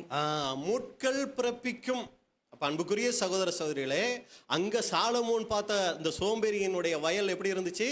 முள்ளுக்காடா இருந்தது. இங்க ஏதேன் தோட்டத்துல என்ன வந்துடுச்சுன்னா முட்கள் அங்க வந்துடுச்சு அப்படின்னு கூட பார்க்குறோம். காரணம் என்னது? ஆதாமுக்கு கொடுக்கப்பட்ட பொறுப்பை அவர் சரிவர அங்க நிறைவேற்றாம போயிட்டாரு. இப்ப என்ன ஆயிடுச்சுன்னா அங்க முட்கள் வந்துடுச்சு. அப்போ முக்கியமான விஷயம் என்னன்னா, அங்க ஆதாமோட தேவன் செய்திருந்தார் ஒரு உடன்படிக்கை. என்ன அந்த உடன்படிக்கை அப்படிங்கும்போது, இந்த தோட்டத்துல இருக்கிற எல்லா மரத்தின் கனிகளையும் நீ சாப்பிடலாம், தோட்டத்தின் நடுவில் இருக்கிற நன்மை தீமை அறியத்தக்க விருட்சத்தின் கனியை மட்டும் சாப்பிடக்கூடாதுன்னு ஒரு உடன்படிக்கை அங்க ஆதாமோட பண்ணி இருந்தார். அந்த உடன்படிக்கையை அங்க ஆதாம் மீறிட்டார். வாசிங்க ஓசியா 6:7. ஓசியா 6ஆம் அதிகாரம் 7ஆம் வசனம். அவர்களோ ஆதாமை போல் உடன்படிக்கையை மீறி அங்கே எனக்கு விரோதமாய் துரோகம் பண்ணினார்கள். ஆதாமை போல் உடன்படிக்கையை மீறி, அப்ப தேவனோடு இருந்த அந்த உடன்படிக்கையை ஆதாம் என்ன ஆயிட்டார்னா அங்க கெடுத்துட்டார். உடன்படிக்கைங்கிறதா அந்த சுவரை அடையாளப்படுத்துது. அந்த சுவரை என்ன பண்ணிட்டாரு? உடைச்சிட்டாரு. அதனால முட்கள் அங்க வந்துடுச்சு. காரணம் யாருன்னு சொல்லி பார்க்கும்போது ஏவாள். ஏன் ஏவாள் அப்படின்னு சொல்லி பார்க்கும்போது, ஏவாள் வர்ற வரைக்கும், காலையில எந்திரிச்சதுல இருந்து தூங்க போற வரைக்கும் ஆதாமுக்கு இருந்த ஒரே உறவு யார் தாங்க? தேவன் மட்டும்தான். காலையில எந்திரிச்சா தேவன், மத்தியானம் தேவன், நைட்டு தேவன், தேவன் தேவன் இருந்தவர். இப்ப ஏவாள் வந்த உடனே ஏவாள் ஏவாள்னு சொல்லிக்கிட்டே யாரை மறந்துட்டாரு? தேவனை கொஞ்சம் மறக்க ஆரம்பிச்சார். ஆதாமு தேவனோட பேசிக்கிட்டு இருக்கும்போது தேவனுடைய வார்த்தை மட்டும்தான் காதுல இருந்துச்சு, வேற வார்த்தையே அவருக்கு இல்லை. இப்ப ஏவாள் வந்த உடனே ஏவாளினுடைய வார்த்தை ரொம்ப அதிகமாக அதிகமாக தேவனுடைய வார்த்தை கொஞ்சம் கொஞ்சமா என்னாக ஆரம்பிச்சிருச்சு, குறைய ஆரம்பிச்சிருச்சு. நம்ம புரிஞ்சுக்கிறதுக்காக சொல்றேன். டெய்லி ஒரு 10 அதிகாரம் வாசிச்சுக்கிட்டு இருந்த ஆதாம் ஏவாள் வந்த உடனே அது 5 அதிகாரமா என்ன பண்ணிட்டாரு? மாத்திட்டாரு. ஏன்னா ஏவாளுக்கு 5 அதிகாரத்தை என்ன பண்ணிட்டாரு? பேசுறதுக்கு ஒதுக்கிட்டாரு. நாள் ஆக ஆக ஏவாள் 6 அதிகாரம் எடுத்துக்கிட்டாங்க, 7 அதிகாரம் எடுத்துக்கிட்டாங்க. ஆதாமோட முழு அதிகாரத்தையும் என்ன பண்ண ஆரம்பிச்சிட்டாங்க? எடுத்துக்க ஆரம்பிச்சிட்டாங்க. இப்ப என்ன ஆயிடுச்சு அப்படின்னு சொல்லி பாத்தீங்கன்னா, ஏவாளினுடைய வார்த்தை அங்க ஆதாமுக்கு பெருசா போயிடுச்சு, தேவனுடைய வார்த்தை அனாவசியமா போயிடுச்சு. ஏவாள் செத்துட்டா நான் எப்படி உயிரோட இருக்க முடியுங்கிற அளவுக்கு ஏவாள் மேல பாசம் வந்து அங்க என்ன ஆயிட்டார்னா, உடன்படிக்கை சுவரை அவர் என்ன பண்ணிட்டார்னா உடைச்சிட்டாரு. பாவம் உள்ள வந்துடுச்சு அப்படின்னு கூட பார்க்குறோம். சரிங்களா? சுவரை உடைச்சதுனால என்ன நடந்துச்சு? பிரசங்கி 10ஆம் அதிகாரம் 8வது வசனம். வாசிங்க, அதை வாசிங்க. படுகுழியை வெட்டுகிறவன் அதிலே விழுவான். படுகுழியை வெட்டுகிறவன் அதிலே விழுவான், அடைப்பை பிடுங்குகிறவனை பாம்பு கடிக்கும். நல்லா கவனிங்க. அடைப்பை பிடுங்குகிறவனை பாம்பு கடிக்கும். அடைப்புனா என்னங்க? அந்த வழியில நடந்து போயிட்டு இருந்தோம், இப்ப செவுரு வச்சு என்ன பண்ணிட்டாங்க? அடைச்சிட்டாங்க. அடைப்பு சுவர் தாங்க. சரிங்களா? இந்த உடன்படிக்கை சுவரை ஆதாம் உடைச்சாரு. என்ன நடந்துச்சு? பாம்பு வந்து கடிச்சிருச்சு. எந்த பாம்பு வந்து கடிச்சிச்சுன்னா, ஏதேன் தோட்டத்தில் அந்த பாம்பு சர்ப்பம் அப்படிங்கிறது. அதாவது இது எதை அடையாளப்படுத்துது அப்படின்னு சொல்லி நம்ம பார்க்கும்போது, சாத்தானுடைய ஆளுகைக்கு இவங்க 2 பேரும் போயிட்டாங்க, சாத்தானுடைய வார்த்தைக்கு கீழ்ப்படிஞ்சிட்டாங்க. பாம்பு வந்து கடிச்சிடுச்சு, விஷம் உள்ள வந்துடுச்சு. என்ன விஷம் வந்துடுச்சு? பாவம்ங்கிற விஷம் அவங்களுக்குள்ள வந்துடுச்சு. போர் அடிக்குதோ? இல்லை இல்லை இல்லைங்களா? சரி, அப்போ அன்புக்குரிய சகோதரரே, இதான் நம்ம பார்த்துட்டோம். அங்கே நம்ம பார்க்குறோம் நிலம் என்ன ஆயிடுச்சுன்னா கெட்டு போயிடுச்சு. அப்போ இது எதுக்கு அடையாளம்னா, நிலம் இங்கே எதை அடையாளப்படுத்துதுன்னா இருதயத்தை அடையாளப்படுத்தக்கூடியதாக இருக்குது. சரிங்களா? இப்போ நிலத்துக்குள்ளே அங்கே முட்கள் வந்துடுச்சு. இதான் நமக்குரிய பாடம். அன்னைக்கு ஏதேன் தோட்டத்தில் அப்படி ஒரு சம்பவம் நடந்துருச்சு. ஆதாம் ஒரு விழுகைக்குள்ளே போயிட்டாரு. ஏதேன் தோட்டத்துக்குள்ளே தேவன் முள்ள அனுமதிச்சிட்டாரு. சரிங்களா? உடன்படிக்கையை மீறிட்டாரு. இது அங்கே நடந்துட்ட முதல் நிகழ்ச்சி. ஆண்டவராக இயேசு கிறிஸ்து பரலோகத்திலிருந்து பார்த்து கொண்டு இருக்கிற முதல் நிகழ்ச்சி. சரி, இதில் நமக்கு என்ன பாடம் அப்படின்னு சொல்லி நம்ம பார்க்கும்போது, அந்த நிலம் எதை அடையாளப்படுத்துதுன்னா நம்மளுடைய சரீரத்தில் அது நம்மளுடைய இருதயத்தை அடையாளப்படுத்தக்கூடியதாக இருக்குது. அங்கே ஏதேன் தோட்டத்தில் முட்கள் வந்துச்சு, இங்கே நிலத்தில் கூட என்ன ஆயிடுச்சுன்னா முட்கள் வந்துடுச்சு. அப்போ அந்த முட்கள் இருதயத்துக்குள்ள நிலமாகிய இருதயத்தில் வரக்கூடிய அந்த முட்கள் எது அப்படின்னு சொல்லி பார்க்கும்போது, மார்க் 4ஆம் அதிகாரம் 18-19. மார்க்கு 4ஆம் அதிகாரம் 18ஆம் வசனம் முதல், வசனத்தை கேட்டும் உலக கவலைகளும் ஐஸ்வர்யத்தின் மயக்கமும் மற்றவர்களை பற்றி உண்டாகிற இச்சைகளும் உட்பிரவேசித்து வசனத்தை நெருக்கி போட அதனால் பலனற்று போகிறார்கள். இவர்களே முள்ளுள்ள இடங்களில் விதைக்கப்பட்டவர்கள். நல்லா கவனிங்க. இந்த இருதயத்துக்குள்ள முள் எப்படி வருது அப்படின்னு சொல்லி பார்த்தீங்கன்னா, அதுதான் உலக கவலை, அடுத்து ஐஸ்வர்யத்தின் மயக்கம், மற்றவைகளை பற்றி உண்டாகிற இச்சை. இதெல்லாம் இருதயத்துக்குள்ள வருகிற முட்கள் அப்படின்னு கூட நம்ம பார்க்குறோம். இது ஆதாமுக்குள்ள வந்துடுச்சா? ஆமா, வந்துடுச்சு. எப்படி வந்துச்சு அப்படின்னா, யாருக்காக பழத்தை சாப்பிட்டாரோ பழத்தை சாப்பிட்ட உடனேயே அவங்க மேல இவருக்கு முதலாவது என்ன தெரியுங்களா வந்துச்சு? வெறுப்பு வந்துடுச்சுங்க. யாருக்காக உயிரை கொடுக்கணும்னு சொல்லி நினைச்சு அந்த காரியத்தை செஞ்சாரோ அவங்களையே வெறுக்கக்கூடியவராக மாறிட்டார். தேவன் வந்து கேட்கிறார், ஏப்பா இப்படி செஞ்சேன்னு சொல்லி, நீங்க கொடுத்தீங்களே ஒரு ஸ்திரீ, அவங்க இந்த மாதிரி என்ன பண்ண வச்சுட்டாங்க பாருங்க. உடனே அவங்க மேல குற்றம் சாட்டக்கூடிய அந்த மனப்பான்மைக்குள்ள போயிடுறாரு. கவலைக்குள்ள போயிட்டாங்க, பயத்துக்குள்ள போயிட்டாங்க. அப்ப இதுதான் அங்க வந்துட்ட, அதாவது சொல்லர்த்தமா ஏதேன் தோட்டத்துல முள்ளும் வந்துச்சு, இருதயமாகிய நிலத்துக்குள்ளேயும் அங்க முட்கள் வந்துடுச்சு அப்படின்னு கூட பாக்குறோம். ஆண்டவராகிய இயேசு கிறிஸ்து இங்க நம்ம இதுல பார்க்கும்போது நீதிமொழிகள்ல சாலமோன் அதை பார்த்து என்ன பண்ணாரு? பாடம் கத்துக்கிட்டார், புத்தி அடைந்தார்.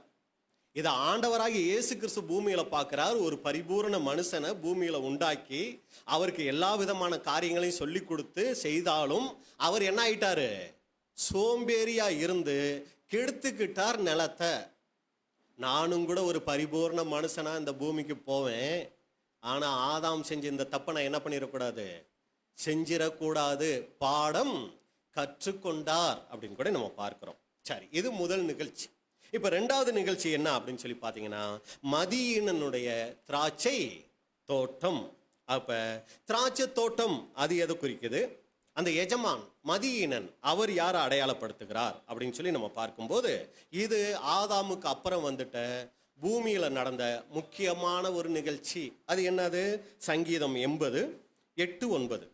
80ஆம் சங்கீதம் 8ஆம் வசனம் முதல், நீ எகிப்திலிருந்து ஒரு திராட்சை கொடியை கொண்டு வந்து ஜாதிகளை துரத்திவிட்டு அதை நாட்டினீர், அதற்கு இடத்தை ஆயத்தப்படுத்தினீர், அது வேரூன்றி தேசமெங்கும் படர்ந்தது. எகிப்திலிருந்து கொண்டு வரப்பட்ட திராட்சை கொடி யாருன்னு நமக்கு நல்லாவே தெரியும். யாருங்க அது? இஸ்ரேல் ஜனங்கள். இதை இன்னும் தெளிவா பாருங்க. ஏசாயாவில் நம்ம பார்க்கிறோம். ஏசாயா 5ஆம் அதிகாரம் 1 முதல் 3 வரைக்கும்.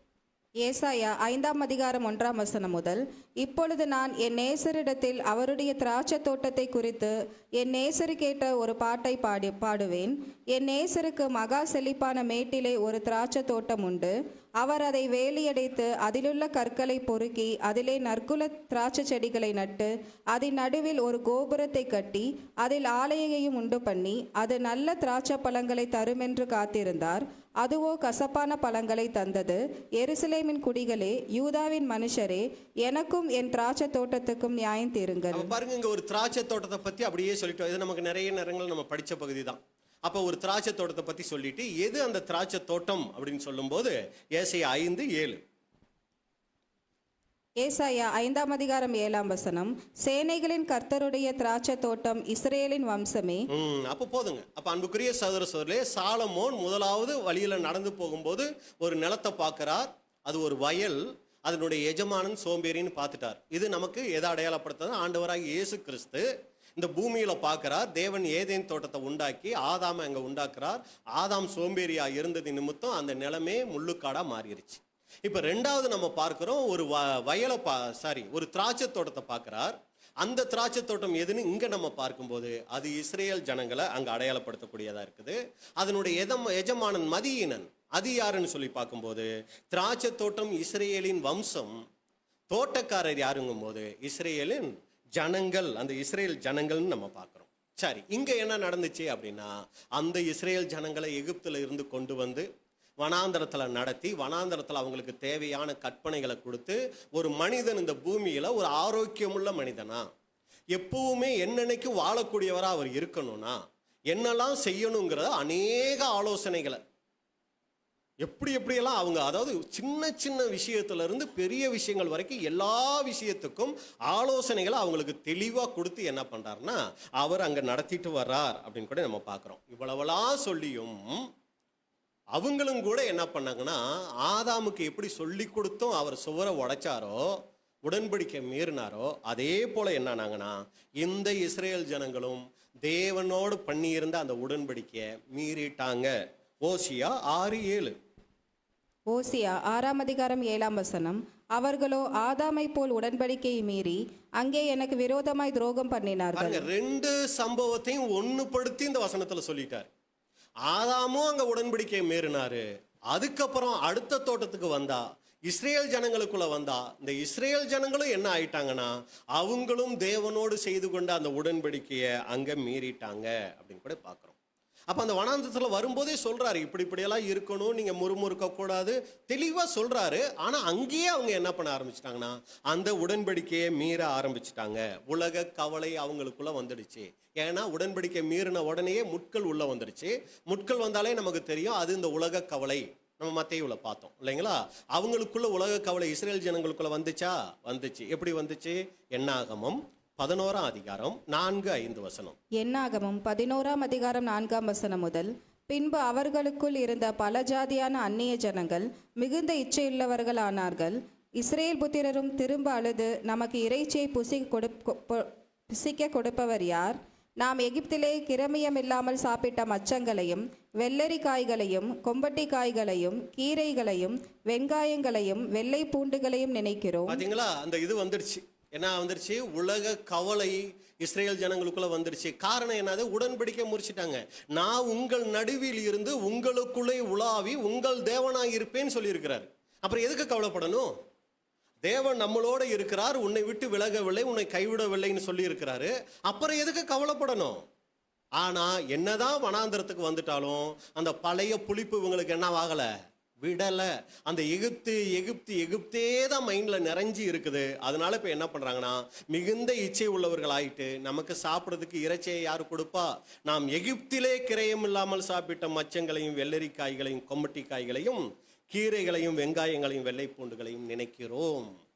பார்த்தீங்களா, அந்த நினைப்பு அவங்கள விட்டு போகவே இல்லை. காரணம், இருதயத்துக்குள்ள முள்ளு வந்துடுச்சு. தேவன் என்னதான் தேவனுடைய வார்த்தையை கொடுத்தாலும் இது அடுத்தவங்களுக்குன்னு தான் பார்க்க ஆரம்பிச்சாங்களே ஒழிய தனக்குன்னு எடுத்துக்கவே இல்லை. ஓசியா 8:12. ஓசியா 8:12. என் வேதத்தின் மகத்துவங்களை அவர்களுக்கு எழுதி கொடுத்தேன், அவைகளை அந்நிய காரியமாக எண்ணினார்கள். என்னதான் சப்ஜெக்ட் கொடுத்தாலும் சரி, என்னதான் பிரசங்கம் பண்ணாலும் சரி, யாருக்குன்னு தான் எடுத்துக்கிறது? இது அவங்களுக்கே தான் பேசுறாரு. நல்லா எங்க வீட்டுக்காரருக்கு பேசுறாரு, நல்லா என் மனைவிக்கு பேசுறாரு, நல்லா என் பசங்களுக்கு பேசுறாரு. இப்படியே தான் மைண்டு போயிட்டு இருந்துச்சு ஒழிய இதுல ஆண்டவரே என்கிட்ட என்ன பேசுறீங்கிற சிந்தனையே வரல. வேதத்தின் மகத்துவங்களை எழுதி கொடுக்கிறாரு, அவைகளை அந்நிய காரியம், இது எனக்கு இல்லைங்க, இது வேற யாருக்கோ, அந்த ஒரு மைண்டுக்குள்ள அவங்க போயிட்டாங்க அப்படின்னு கூட பார்க்குறோம். அப்போ என்ன ஆயிடுச்சுன்னா, உடன்படிக்கை சுவர் அங்கே இடிஞ்சிடுச்சு. சகரியா 2:4. சகரியா 2:4. இவனை அவர் நோக்கி, நீ ஓடி இந்த வாலிபனிடத்தில் சொல்ல வேண்டியது என்னவென்றால், எருசலேம் தன் நடுவிலே கூடும் மனுஷரின் திரளினாலும் மிருக ஜீவன்களின் திரளினாலும் மதிலில்லாத பட்டணங்கள் போல் வாசஸ்தலமாகும். மதிலில்லாத பட்டணம், உடைக்கப்பட்ட சுவர். சரிங்களா, அந்த ஒரு நிலைமைக்குள்ள இஸ்ரேல் ஜனங்கள் அங்க போயிட்டாங்க. இஸ்ரேல் ஜனங்களுக்கு நியாயப்பிரமாணம் கொடுத்திருந்தாலும் நியாயப்பிரமாணத்தின்படி வாழாம போயிட்டாங்க. மத்தேயு 23:23. மத்தேயு 23:23. மாயக்காரராகிய வேத பாரகரே, பரிசேயரே, உங்களுக்கு ஐயோ! நீங்கள் ஒற்ற தலாமிலும் வெந்தயத்திலும் சீரகத்திலும் தசமபாகம் செலுத்தி நியாயப்பிரமாணத்தில் கற்பித்திருக்கிற விசேஷித்தவைகளாகிய நீதியையும் இரக்கத்தையும் விசுவாசத்தையும் விட்டுவிட்டீர்கள். இவைகளையும் செய்ய வேண்டும், அவைகளையும் விடாதிருக்க வேண்டுமே. இதுல கவனிக்க வேண்டிய பகுதி என்ன தெரியுங்களா? சுவரை உடைச்சிட்டாங்க, நியாயப்பிரமாணத்தை மீறிட்டாங்க. எப்படி மீறினாங்க? ஆண்டவராகிய இயேசு கிறிஸ்து சொல்லும்போது பாருங்க, நியாயப்பிரமாணத்தில் கற்பித்திருக்கிற விசேஷித்தவைகளாகிய நீதியையும் இரக்கத்தையும் விசுவாசத்தையும் விட்டு விட்டீர்கள். ரொம்ப கவனிக்கணுங்க. இன்னைக்கு நம்மளும் இந்த தப்பு பண்ணிக்கிட்டு இருக்கிறோம். நிறைய நேரங்களில் நமக்குள்ளேயும் இந்த தப்புகள் வந்துட்டு இருக்குது. இஸ்ரேல் ஜனங்களுக்கு கொடுக்கப்பட்ட ஆசரிப்புகளை ரொம்ப கவனமா செஞ்சாங்க. சரிங்களா, அந்த ஒற்றதாம் வெந்தயம் சீரகம் இதுல கூட தசமபாகம் செலுத்துறதுல ரொம்ப கவனமா இருந்தாங்க. தேவ கோபம் வந்துரும் பிரதர். சீரகத்துல ஏதாவது கொஞ்சம் கம்மியா கொடுத்துட்டாலோ இல்ல வெந்தயத்துல ஏதாவது கம்மி பண்ணிட்டாலோ தேவன் கோவிச்சுக்குவார் பிரதர். ரொம்ப கவனமா இருந்தாங்க. ஆனா நியாயப்பிரமாணத்துல அதை எதுக்காக கொடுத்தாரோ அதை விட்டுட்டாங்க. கொடுத்ததுல ரொம்ப கவனமா இருந்தாங்க. எதுக்காக கொடுத்தார் அப்படிங்கிறதுல என்ன பண்ணிட்டாங்க தெரியுங்களா? கோட்டை விட்டுட்டாங்க. எதுக்காக கொடுத்தாரு? நியாயப்பிரமாணத்தில் கற்பித்திருக்கிற விசேஷித்தவைகளாகிய நீதி, இரக்கம், விசுவாசம், இது அவங்க கிட்ட சுத்தமா கிடையாது. யாரை பார்த்தாலும் அவங்களுக்கு இரக்கம் வரல. ஆனா இங்க பார்த்தா ரொம்ப பெர்ஃபெக்டா தங்களை காமிச்சுக்கிட்டாங்க. நம்மளும் கூட ஒரு சில ஆசரிப்புகள் செய்கிறோம். அந்த ஆசரிப்புகளுக்கு பின்னாடி இருக்கிறது தேவன் எதிர்பார்க்கிற குணலட்சணங்கள். போன வருடம் ஆண்டவராகிய இயேசு கிறிஸ்துனுடைய மரணத்தை நினைவு கூர்ந்திருப்போம். இந்த வருடம் ஆண்டவராகிய இயேசு கிறிஸ்துனுடைய மரணத்தை நினைவு கூர்ந்திருக்கிறோம். என்ன வித்தியாசம்? அது பிரதர், அப்போ கீழே டைல்ஸ் எல்லாம் வேற போட்டிருந்தோம், இப்போ நாங்கள் டைல்ஸ் எல்லாம் மாற்றிட்டோம், ரூமுக்கு ஒயிட் வாஷ் பண்ணிட்டோம். இந்த வித்தியாசம் தான் நடந்திருக்குதா? இல்லை எனக்குள்ள பிரதர், ஏன் தோட்டத்துக்குள்ள, இந்த இருதயமாகிய தோட்டத்துக்குள்ள கொஞ்சம் முள்ளு கொஞ்சம் களைகள் எல்லாம் இருந்துச்சு பிரதர். அதையெல்லாம் நான் தூக்கி போட்டுட்டு இந்த தடவை நான் என்ன பண்ணியிருக்கிறேன்? ஒரு சுத்த மனசோட இதை ஆசரிச்சிருக்கிறேன். எத்தனை பேர் நம்மள சொல்ல முடியும்? எத்தனை காரியங்கள் நம்ம உணர்த்தப்பட்டு சரி செஞ்சோம்? அன்புக்குரிய சகோதர சகோதரிகளே, ரொம்ப யோசிக்கணும். நான் ஒரு நடந்த சம்பவத்தை நான் சொல்கிறேன். ஏற்கனவே 2 இடங்கள் அது சொன்னேன். ஏன்னா இது ரொம்ப முக்கியமான, என் மனசை பாதித்த ஒரு காரியம். நான் வேலை செய்கிற இடத்துல சீட்டு பணம் கட்டுவாங்க. அப்போ அந்த சீட்டு பணம் கட்டுறதில் நீங்கள் பார்த்தீங்கன்னா, ஒரு முஸ்லீம் நண்பர் என்ன பண்ணார்னா, கிட்டத்தட்ட 2 வருஷம் ஆயிடுச்சு. அவர் சீட் போட்டுட்டு இருந்தவர் கடைசியாக ஒரு 10,000 கட்டுறத கட்டாமல் விட்டுட்டார். இப்போ ஒரு 2 வருஷம் நானும் 2-3 தடவை ரொம்ப கேட்டுலாம் பார்த்தோம். அவர் கொடுத்த செக்லீஃபை பேங்குக்கு போய் போட்டு பார்த்தோம். பணமே இல்லைன்னு சொல்லி திரும்பி வந்துடுச்சு. விட்டுறலாம் அப்படின்னு சொல்லி விட்டாச்சு. 2 வருஷம் கழிச்சு இப்போ கொண்டு வந்து அந்த 10,000 அவரே கொண்டு வந்து வாலண்டியராக கொடுக்குறாரு. எனக்கு ரொம்ப ஆச்சரியம் மனசுக்குள்ள. பணம் வந்துருச்சுன்னு ஒரு பக்கம் சந்தோஷம், இன்னொரு பக்கம் எப்படி இவர் நம்ம கேட்காமலே இது வரைக்கும் கேட்டே கொடுக்கல, இப்போ எப்படி கொண்டு வந்து கொடுக்குறாரு அப்படின்னு வந்து அவர் சொன்ன வார்த்தை என்ன தெரியுங்களா? நான் அஜ்ஜிக்கு போகணும், அதனால இந்த கடன்லாம் வச்சுக்கிட்டு நான் அஜ்ஜிக்கு போகக்கூடாதுங்க, அதனால என்ன பண்ணுறேன்னா இதெல்லாம் கொடுத்து முடிக்கிறேன். இது எங்கள் சம்பந்தப்பட்ட விஷயம். இதே மாதிரி அவர் மற்ற குடும்பங்களில் மற்றவங்களுக்கு கொடுக்க வேண்டிய காரியங்கள்லாம் எப்படி இருந்தார் அப்படிங்கிறது எனக்கு தெரியலை. ஆனால் இது என் மனசுக்குள்ள ரொம்ப டச் ஆச்சு. பாருங்க, இந்த பூமியில் இருக்கிற ஒரு புனித ஸ்தலம்னு வச்சுக்கலாம் அவங்களுக்கு, சரிங்களா? அது அவங்களுடைய நம்பிக்கையை, அவங்களுடைய பக்தியை நான் குறை சொல்லலை. அவங்களுடைய அந்த பக்தி வைராக்கியம் பாருங்க, அந்த உண்மைத்தன்மை பாருங்க. இந்த பூமியில இருந்து இந்த பூமியில இருக்கிற ஒரு இடத்துக்கு போயிட்டு வர்றதுக்கு அவங்க என்னெல்லாம் பண்றாங்க? தங்களை தாழ்த்துறாங்க, ஆராய்ஞ்சு பார்க்குறாங்க, எதையெல்லாம் சரி செய்யணும்னு பார்க்குறாங்க, அதையெல்லாம் சரி செய்கிறாங்க. அடுத்த நாள் அதே மாதிரி ஒரு முஸ்லீம் நம்பர் வந்தார். இந்த மாதிரி அவர் வந்து பணம் கொடுத்துட்டு போனார், இப்படியெல்லாம் உங்களில் இருக்கா அப்படின்னு சொல்லி நான் கேட்டால், ஆமாம், ஒரு சமயம் கொடுக்க முடியாத அளவுக்கு கடன் இருந்தால் அவங்க வீட்டில் இருக்கிற நபர்களை கூட்டிகிட்டு வந்து அவங்கக்கிட்ட சொல்லிட்டு போகணுமா, பாருங்க நான் திரும்பி வரலைன்னாலும் இவர் என்ன பண்ணுவார், அதை செட்டில் பண்ணுவார்னு சொல்லி எல்லாத்தையும், அதாவது நம்ம பைபிள் படி சொல்லணும்னா வீட்டு காரியத்தை ஒழுங்குபடுத்தல் அப்படின்ட்டு இருக்கு இல்லைங்களா, அதையெல்லாம் அவங்க செஞ்சுட்டு தான் அவங்க அந்த அஜ்ஜிக்கு போகணுங்களாம். இந்த பூமியில இருக்கிற ஒரு இடத்துக்கு போயிட்டு வர்றதுக்கே இவ்வளவு அர்ப்பணிப்புகள், இவ்வளவு ஒரு பயம், இவ்வளவு ஒரு நடுக்கம் காமிக்கிறாங்களே. அன்புக்குரிய சகோதர சகோதரர்களே, என்னன்னைக்கும் ஒரு அழியாத இடத்துக்கு, அழியாத நிலைமைக்கு போகணுங்கிற நாம எவ்வளவோ நம்மளுடைய வாழ்க்கையை சரி செஞ்சிருக்கிறோம். நினைச்சு பாருங்க. ஒரு சமயம் நம்ம குறைவுகளோட இருந்தோம்னா, ஒரு சமயம் நமக்கு பரலோக வாய்ப்பு தேவன் தெரியாம, சரிங்களா, கொடுத்தாருன்னு வச்சுக்குவோம். சேபாவின் ராஜஸ்திரி சப்ஜெக்ட் நீங்க எல்லாரும் கேட்டிருப்பீங்க. அவங்க வந்து என்ன பண்ணுவாங்க, இஸ்ரேல் ஜனங்களை குற்றப்படுத்துவாங்க. அதே மாதிரி நம்மளை குற்றப்படுத்துறதுக்கு இவங்க போதும் இல்லைங்களா? அந்த முஸ்லீம் நண்பர் வந்து, நான் சாதாரண இந்த பூமியில இருக்கிற ஒரு இடத்துக்கு போயிட்டு வர்றதுக்கே நான் இவ்வளவு என் வாழ்க்கையில இவ்வளவு காரியங்களை விட்டு கொடுத்து சரி செய்ய வேண்டிய காரியங்களை சரி செஞ்சு உறவுகளில் மன்னிப்பு கேட்க வேண்டியவங்களோட சீர் பொருந்தி இவ்வளவெல்லாம் செஞ்சுட்டு நான் போயிட்டு வந்தனே, எந்த விதமான குற்ற உணர்வுமே இல்லாம, ஒப்பு கொடுத்தலுமே இல்லாம, அர்ப்பணிப்பே இல்லாம ரொம்ப தைரியமா நீங்க இந்த பஸ்காவை ஆசரிக்கிறீங்களே அப்படின்னு சொல்லி நம்மளை ஏதாவது குற்றப்படுத்திடுவாரா? சிந்திச்சு பார்க்கணுங்க. தேவன் வேற எங்கேயும் நமக்கு உதாரணங்களை வைக்கலைங்க, நம்ம வாழ்கிற சூழ்நிலைகளிலேயே நமக்கு உதாரணங்களை வச்சிருக்கிறாரு. ரொம்ப ஜாக்கிரதையா இருக்கணுங்க நம்ம சரி செய்ய வேண்டிய காரியங்களில். இப்போ எங்களோட பஸ்கா அர்ச்சர் ஒரு சகோதரர், அவர் திருமண காரியங்களில் ஒரு சகோதரி கிட்ட அவருக்கு ஒரு மன வருத்தம் வந்துடுச்சு. அதாவது அவருக்கு வந்து முதலாவது ஒரு பெண் பார்த்துருக்குறாங்க. அப்போ அந்த பெண்ணை பற்றி இவர் ஒரு இதாக ஆயினதுனால, தவறான செய்தி கேள்விப்பட்டதுனால அந்த பெண் வேண்டான்னு சொல்லிட்டு இன்னொரு பெண்ணை மேரேஜ் பண்ணிட்டார். கிட்டத்தட்ட 40 வருஷத்துக்கு மேலே ஆயிடுச்சு. இப்போ அவர் உணர்ந்து இந்த பஸ்காவை ஆசிரியருக்கு முன்னாடியே அவங்க ஃபோன் நம்பரை தேடி கேட்டு அலைஞ்சி அந்த ஃபோன் நம்பரை வாங்கி அந்த அம்மா கிட்ட மன்னிப்பு கேட்டுட்டு சாட்சி சொல்லி வந்து பஸ்கா ஆசரிக்கிறார். எத்தனை மருமகள்கள், எத்தனை மாமியார்கள் இதில் எல்லாம் நம்ம பஸ்காவை ஆசரிக்கிறவங்க இருப்பாங்க. உறவுகளை சரி செய்து கொண்டு கணவன் மனைவி உறவை சரி செஞ்சுக்கிட்டு ஆசரித்தவங்க எத்தனை பேர்? கணவன் மனைவி உறவு, மாமனார் மாமியார் மருமகள் உறவுகளை சரி செஞ்சு ஆசரித்தவங்க நம்ம எத்தனை பேர்? சபைக்குள்ளேயே சகோதரர்களோட கடின மனசோடு ஆசரிக்கிறவங்க இருக்காங்க. ரொம்ப நம்ம பயபக்தியே இல்லாத ஒரு மந்த தன்மைக்குள்ள, உங்களை சொல்லலை, இருக்கலாம், இல்லாமலும் இருக்கலாம். ஆனால் பொதுவாக பார்த்தீங்கன்னா இன்னைக்கு தேவனுடைய பிள்ளைகள் ஒரு மந்த தன்மைக்குள்ளே போயிட்டாங்க, ஒரு சடங்காச்சாரமாக ஆக்கிட்டாங்கங்க இதையெல்லாம்.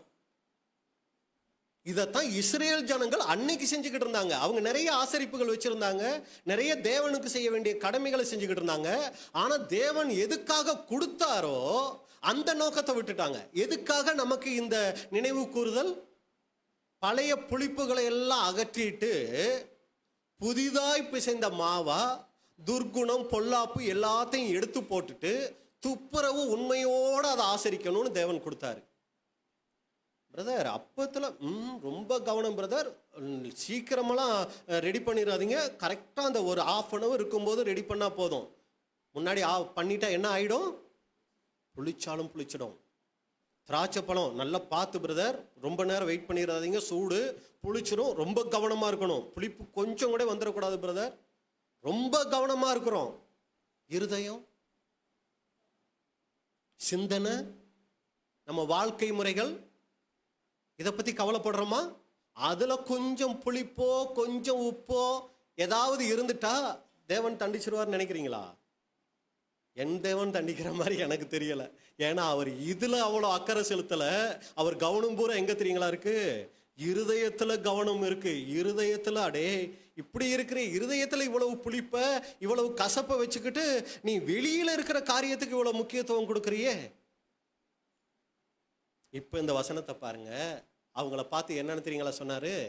நடிகனே, நல்லா நடிக்கிற, நீ சடங்காச்சாரத்துக்கு பயப்படுற பயத்தை உண்மைக்கு கொடுக்கலையே. மாயக்காரராகிய வேத பாரகரே, பரிசேயரே, உங்களுக்கு ஐயோ, சடங்காச்சாரமா நான் கொடுத்துருந்தேன் தசம பாகம், ஒற்றதாளாம், வெந்தயம், சீரகம், இதுல தசம பாகம் செலுத்தணும்னு ரொம்ப நெருக்குறீங்க. ஒரு சீரகம் குண்டு மல்லி என்ன ஆயிடக்கூடாது, இப்படி அப்படி ஆயிடக்கூடாதுங்கிறதுல ரொம்ப கவனமா நெருக்குறீங்க, நெருத்து பார்த்து கொடுக்குறீங்க. ஆனா இது விசேஷம் இல்ல, விசேஷம் இன்னொன்னு இருக்கு. அது என்னன்னா நீதி. உங்க வாழ்க்கையில நீதி இருக்கணும், அநியாயம் இருக்கக்கூடாது. உங்க வாழ்க்கையில இரக்கம், மற்றவங்க மேல இரக்கம் இருக்கணும். இன்னைக்கு ஒரு சகோதரனை ஒரு சகோதரனால ஏத்துக்க முடியல, ஒரு சகோதரியை இன்னொரு சகோதரியால மனப்பூர்வமா ஏத்துக்க முடியல. பாருங்க, அப்ப இரக்கம் இருக்கணும் அங்க. அடுத்து விசுவாசம், தேவன் மேல ஒரு அளவு கடந்த மகா பரிசுத்தமான விசுவாசம் இருக்கணும். எத்தனை பேர் நம்ம குடும்பமா ஜெபிச்சு பஸ்காவை வந்து ஆசரிச்சு போய் குடும்பமா நம்ம ஜெபிச்சு இப்படி எங்களுக்கு ஒரு வாய்ப்பை கொடுத்தீங்களேப்பா, எங்களுக்கு ஜீவனை கொடுத்தீங்களேப்பா, உங்களுக்கு நன்றின்னு நம்ம சொன்னோம். அவங்களுக்கு தெரியும். அப்ப அன்புக்குரிய சகோதரர்களே, தேவன் அதைத்தான் பார்க்கிறாருங்க. அந்த இஸ்ரேல் ஜனங்கள் நியாயப்பிரமாணத்தை மீறிட்டு நியாயப்பிரமாணத்தின்படி நடக்கிற மாதிரி என்ன பண்ணிக்கிட்டாங்கன்னா தங்களை காமிச்சுக்கிட்டாங்க. அதான் மாயக்காரர், காமிச்சுக்கிட்டாங்க. உள்ளுக்குள்ள ஒண்ணுமே இல்லை. அன்புக்குரிய சகோதர சகோதரிகளே, மத்தேயு 15ஆம் அதிகாரம் 1 முதல். மத்தேயு 15ஆம் அதிகாரம் 1ஆம் வசனம் முதல். அப்பொழுது எருசலேமிலிருந்து வந்த வேதபாரகரும் பரிசேயரும் இயேசுவினிடத்தில் வந்து, உம்முடைய சீஷர்கள் முன்னோர்களின் பாரம்பரியத்தை ஏன் மீறி நடக்கிறார்கள்? கை கழுவாமல் போஜனம் பண்ணுகிறார்களே என்றார்கள். இவங்களுக்கு தெரிஞ்சதெல்லாம் கை கழுவாம சாப்பிடுறது தான் பெருசா தெரிஞ்சிருக்கு. அவர்களுக்கு அவர் பிரதியுத்தரமாக, நீங்கள் உங்கள் பாரம்பரியத்தினாலே தேவனுடைய கற்பனையை ஏன் மீறி நடக்கிறீர்கள்? உன் தகப்பனையும் உன் தாயையும் கனம் பண்ணுவாயாக என்றும், தகப்பனையாவது தாயையாவது நிந்திக்கிறவன் கொல்லப்பட வேண்டும் என்றும் தேவன் கற்பித்திருக்கிறாரே. பாருங்க, கொல்லணும்னு தேவன் கற்பிச்சிருக்கிறாரு. ஆனா நீங்களோ எவனாகிலும் தகப்பனையாவது தாயையாவது நோக்கி, உனக்கு நான் செய்யத்தக்க உதவி எது உண்டோ அதை காணிக்கையாக கொடுக்கிறேன் என்று சொல்லி தன் தகப்பனையாவது தன் தாயையாவது கனம் பண்ணாமற் போனாலும் அவனுடைய கடமை தீர்ந்ததென்று போதித்து. பாருங்க, குடும்பம் தான் முக்கியப்படுத்துறாரு. பாருங்க, குடும்பத்துல அப்பா அம்மாவை வயசான காலத்துல பார்க்கணும், இது நான் உனக்கு கொடுத்துருக்கிற பிரமாணம். ஆனா நீ அதை செய்யாம அப்பா அம்மாவுக்கு செய்யற உதவி ஏதாவது இருக்குன்னா அந்த பணத்தை யாருக்கிட்ட கொடுக்கணும்? அப்பா அம்மா கிட்ட தானே கொடுக்கணும்.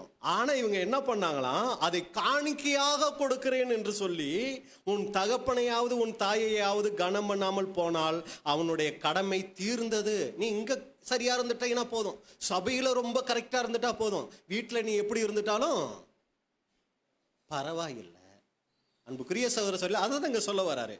உங்கள் பாரம்பரியத்தினாலே தேவனுடைய கற்பனையை அவமாக்கி வருகிறீர்களே. சத்தியம் தெரியாத அப்பா அம்மாவா இருக்கலாம், அவங்களோட சரியா ஒப்புரவாகாம நாம இங்க பஸ்காவை ஆசரிச்சு என்ன பிரயோஜனம்? அதாவது உடன்பட்டு போயிடும் நான் சொல்ல வரல, சத்தியத்துல சரியா நிக்கணும்.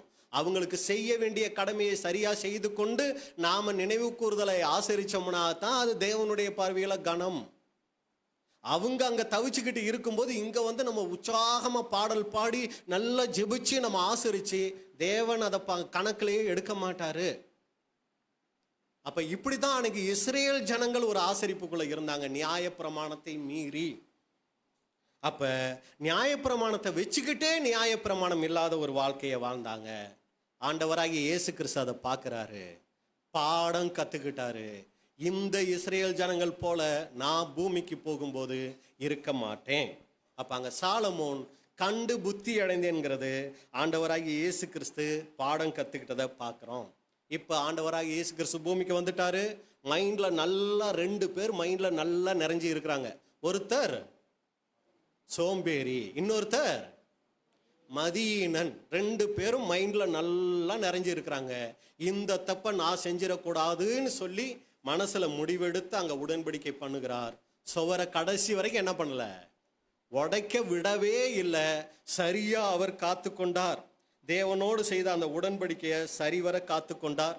தேவனோட என்ன பண்ணார்னா கூடவே இருந்தார். யோவான் 8:29. யோவான் 8:29. என்னை அனுப்பினவர் என்னுடனே கூட இருக்கிறார். பிதாவுக்கு பிரியமானவைகளை நான் எப்பொழுதும் செய்கிறபடியால் அவர் என்னை தனியே இருக்க விடவில்லை என்றார். உடன்படிக்கை சுவரை பத்திரமா பாதுகாத்துக்கிட்டார். அதனால என்னாச்சு, நிலமாகிய இருதயமும் கூட கெட்டு போகல. தேவனை முழு மனசோட முழு அன்போட முழு பலத்தோட என்ன பண்ணார்னா அன்பு கூறக்கூடியவராக இருந்தாரு. கலைகள் வர்றதுக்கு வாய்ப்பு இருந்துச்சா? நிறைய இருந்துச்சு. ஆனா நிலத்துக்குள்ள கலைகளை அவர் அனுமதிக்கவே இல்லை. வர்றதுக்கு வாய்ப்பு இருந்துச்சு, ஆனா இருந்துச்சு. எப்படியெல்லாம் இருந்துச்சு கலைகள் வர்றதுக்கு? உடன்படிக்கை செய்து வந்த உடனேயே சோதனைக்காரன் வந்து களையை விதைக்க பார்க்கிறார். என்னன்னு விதைக்க பார்க்கிறாரு? இந்த கல்லுகளை அப்பங்களாக்கி சாப்பிடும் அப்படின்னு சொல்லி களையை விதைக்க பார்க்கும்போது அப்பாலை போ சாத்தானேன்னு உடனே அந்த களையை என்ன பண்ணிட்டாரு, பிடுங்கி அங்க போட்டுட்டார். அடுத்து களைகள் வந்துச்சா அப்படின்னு சொல்லி பார்த்தீங்கன்னா பேதுரு மூலமா வருது. ஆண்டவரே இப்படியெல்லாம் உங்களுக்கு நடந்துடக்கூடாது ஆண்டவரே, களை வர பார்க்குது, அப்பாலை போ சாத்தானே, பிடுங்கி போட்டுட்டாரு. அம்மா மூலமா வந்துச்சா? ஆமா, பாருப்பா திராட்சை ரசம் கம்மியா இருக்குது, நீ என்ன பண்ணு, ஏதாவது ஒன்று பண்ணு. ஸ்திரியே இன்னும் என் வேலை வரவில்லை, களை வர்றதுக்கு அனுமதிக்கல. சகோதரர்கள் மூலமா வந்துச்சா? ஆமா, சகோதரர்கள் மூலமா வந்துச்சு. என்ன நீ இப்போ இங்கே இருந்துகிட்டு இருக்க, பண்டிகை வந்துருச்சு, நிறைய ஜனங்கள் வந்திருப்பாங்க, அங்க போய் ஒரு மெசேஜ் கொடு, எல்லாரும் உன்னை பிரபலமாக்குவாங்க. கலைகள் உள்ளவர் ஆரம்பிச்சிச்சு, ஆனா அவர் இடம் கொடுக்கல அப்படின்னு கூட நம்ம பார்க்கிறோம். அப்ப எல்லா சூழ்நிலைகளிலும் தேவனை முன்பாக நிறுத்தி கலை உள்ள வராம இருதயமாகிய நிலத்தை அவர் காத்து கொண்டார். மத்தேயு 4:10. மத்தேயு 4:10. அப்பொழுது இயேசு, அப்பாலை போ சாத்தானே, உன் தேவனாகிய கர்த்தரை பணிந்து கொண்டு அவர் ஒருவருக்கே ஆராதனை செய்வாயாக என்று எழுதியிருக்கிறது என்றார். இப்படியா கலைகள் உள்ள வர்றதுக்கு அவர் அனுமதிக்கல. சோம்பேறித்தனமாவோ புத்தியீனமாவோ மதியீனமாவோ அவர் இருந்தர்ல, ரொம்ப ஜாக்கிரதை உள்ளவராக இருந்தார். 1 பேதுரு 2:22-23. 1 பேதுரு 2:22 முதல், அவர் பாவம் செய்யவும் இல்லை, அவருடைய வாயிலை வஞ்சனை காணப்படவும் இல்லை. அவர் வையப்படும் போது பதில் வையாமலும் பாடுபடும் போது பயமுறுத்தாமலும் நியாயமாய் தீர்ப்பு செய்கிறவருக்கு தம்மை ஒப்புவித்தார். பாத்தீங்களா, கலைகள் வர அனுமதிக்கவே இல்லை. வையப்படும் போது பதில், அவர் வையிஞ்சிருந்தார்னா திட்டி இருந்தார்னா களை உள்ள வந்திருக்கும். ஆனா கலைக்கு அவர் இடம் கொடுக்கல. பதில் வையாமலும் பாடுபடும் போது பயம் முறுத்தி இருந்தார்னா, நான் யார் தெரியுமா அப்படின்னு இருந்தார்னா களை உள்ள வந்திருக்கும். கலைக்கு அவர் இடம் கொடுக்கல, விதைக்கிறதுக்கு அனுமதி கொடுக்கல. நியாயமாய் தீர்ப்பு செய்கிறவருக்கு தம்மை ஒப்பு கொடுத்தார். உடன்படிக்கையின் சுவரை அவர் பாதுகாத்து கொண்டார். யோவான் 4:34. யோவான் 4:34. இயேசு அவர்களை நோக்கி, நான் என்னை அனுப்பினவருடைய சித்தத்தின்படி செய்து அவருடைய கிரியை முடிப்பதே என்னுடைய போஜனமாய் இருக்கிறது. அதையே உணவாய் எடுத்துக்கொண்டார். கடைசி வரைக்கும் உடன்படிக்கை செய்ததுல இருந்து கடைசி வரைக்கும் தேவ சித்தம் செய்கிறதையே ஒரு குறிக்கோளா ஒரு நோக்கமா அவர் வச்சிருந்தாரு. எப்பவுமே தேவனையே முன்பாக நிறுத்தி வாழ்ந்தார். இப்ப தோட்டக்காரர் எஜமான் பிதாவாகிய தேவன் வர்றாரு, இந்த நிலத்தை பார்க்கறாரு. சந்தோஷப்படுறாரு, அதை ஏற்றுக்கொண்டார், அவருடைய பலியின் வாழ்க்கையை அங்கே ஏற்றுக்கொண்டார் அப்படின்னு கூட நம்ம பார்க்குறோம். அப்போ இதில் நமக்கு என்ன பாடம் அப்படிங்கும்போது, அன்புக்குரிய சகோதர சகோதரிகளே, நம்மளுடைய உடன்படிக்கையின் வாழ்க்கை சென்ற நாட்களில் அது எப்படிப்பட்டதாக இருந்துச்சு, நம்மளுடைய நிலமாகிய தோட்டத்தினுடைய நிலை என்ன, நம்ம இருதயத்தை நாம் இன்னைக்கு தேவனுக்கு முன்னாடி எப்படி நாம் வைத்து கொண்டு இருக்கிறோம். மிகப்பெரிய அழைப்புக்கு தேவன் நம்மளை அழைச்சிருக்கிறார். அப்போ இந்த அழைப்பை குறித்து ஒரு எச்சரிக்கை, ஒரு பயம் நம்ம ஒவ்வொருத்தருக்கும் இருக்கணும். அன்புக்குரிய சகோதர சகோதரிகளே, எபிரேயர் 2:4 எபிரேயர் 2:4 அடையாளங்களினாலும் அற்புதங்களினாலும் பலவிதமான பலத்த செய்கைகளினாலும் தம்முடைய சித்தத்தின்படி பகிர்ந்து கொடுத்த பரிசுத்த ஆவியின் வரங்களினாலும் தேவன் தாமே சாட்சி கொடுத்ததுமாயிருக்கிற இவ்வளவு பெரிதான ரட்சிப்பை குறித்து நாம் கவலையற்றிருப்போமானால் தண்டனைக்கு எப்படி தப்பித்துக் கொள்வோம்? இவ்வளவு பெரிதான ரட்சிப்பை குறித்து கவலை அற்று இருப்போமே ஆனால், கவலை இருக்குங்களா நமக்கு இதை குறித்து? இயேசு கிறிஸ்தனுடைய மரணத்தை கடந்த நாளில் நினைவு கூர்ந்தோம். அதுக்கு எவ்வளவு நம்மளை ஆயத்தப்படுத்தணும்னு தெரியும். அப்போ அன்புக்குரிய சகோதர சகோதரிகளே, ஆயத்தம் நினைவு கூறுதலுக்கு முன்பா பின்பா எப்போ அதிகம் தேவை? முன்பு இல்லைங்களா? சரியாக ஆச்சரிச்சிடணும் இல்லைங்களா? இப்போ உங்ககிட்ட ஒரு கேள்வி, எதுக்கு ரொம்ப சரியாக ஆயத்தமாக ஆசரிக்கணும்? எல்லாம் இருக்கீங்களா? அபாத்திரமா போயிடக்கூடாது பிரதர். சரிதான், சரிங்களா? இப்போ நம்ம எங்கே போகலான்னா, நேராக அங்கே எருசலேமுக்கு போயிடலாம். இப்போ ஆண்டவராகி இயேசு கிறிஸ்து சீசர்களோடு ஆசரிச்சாரா? ஆசரிச்சார். ஆசிரியருக்கு முன்னாடி சோதனையா, ஆசரிச்சதுக்கு பின்னாடி சோதனையா?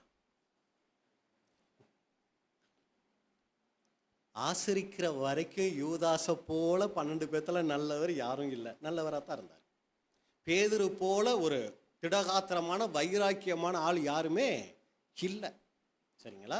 ஒவ்வொருத்தரும் அவங்களுடைய நிலைகளில் ரொம்ப சரியாக தான் இருந்தாங்க.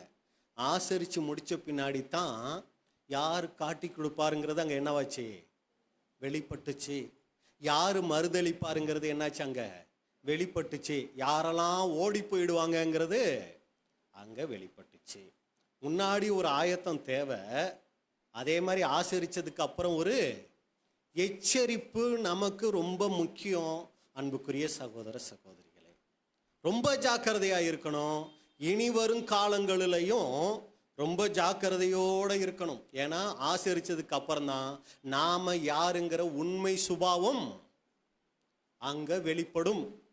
ஒரு சமயம் நம்ம நடித்து யாருக்கிட்டையும் காமிக்காமல் இருந்துடலாம், ஆனால் தேவனுக்கு நல்லாவே அது வெளிப்பட்டுரும். நேற்று கூட ஒரு பிரதரும் சிஸ்டரும் பேசினாங்க என்கிட்ட, வெளியூரில் இருந்து. ஆசரித்து வந்த உடனே எங்கள் 2 பேருக்கும் பயங்கர சண்டை ஆயிடுச்சு பிரதர் அப்படின்னு சொல்லி. பார்த்தீங்களா? ஆசரித்து முடித்து வெளியே வந்த உடனே அவங்களுக்கு என்ன வாயிடுக்குது? சோதனை ஸ்டார்ட் ஆகிடுக்குது. நம்ம எது வரைக்கும் தான் கவனம் வைப்போம்? ஆசரித்து முடித்து அப்பா, எப்படி இந்த மற்ற சபைகளில் பார்க்கும்போது அவங்க அந்த ஒரு 40 நாளா 30 நாளுங்களா, 40 நாள், அந்த 40 நாள் ரொம்ப கண்ட்ரோலாக இருந்து அந்த இது முடிஞ்சு குட் ஃப்ரைடேலாம் முடிஞ்ச உடனே அப்பா அப்படின்னு சொல்லி வெளியே வந்து எப்படி இதாகிடுறாங்களோ, அந்த மாதிரி நம்ம இருந்துடவே கூடாதுங்க. நமக்கு எல்லா நாளும் என்ன நாள் தான்? தகுதிப்படுத்தக்கூடிய பாத்திரவான்களாக இருக்கக்கூடிய நாள் தான். சரிங்களா? அப்போ ரொம்ப ஜாக்கிரதையாக இருக்கணும். பஸ்கா நினைவு கூறுதல் ஆசரிச்சதுக்கு அப்புறமும் அப்படிங்கிறதுக்கு தான் தேவன் என்ன தெரியுங்களா பண்ணியிருக்கிறாரு? இந்த மாதிரி உதாரணங்களையும் நமக்கு வச்சிருக்கிறார். அதனால ஒருபோதும் என்ன வாயிடாதீங்க,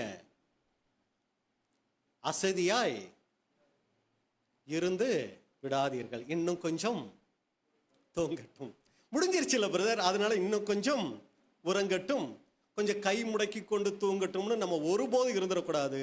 நம்மளுக்கு தூக்கம் இந்த சரீரத்தை விட்டு வெளியே போகிற வரைக்கும் நிரந்தரமாக இல்லை. அதாவது மாம்சீகமான தூக்கத்தை சொல்ல, ஆவிக்குரிய அந்த ஒரு விழிப்புணர்வு நமக்கு அங்கே இருக்கணும்.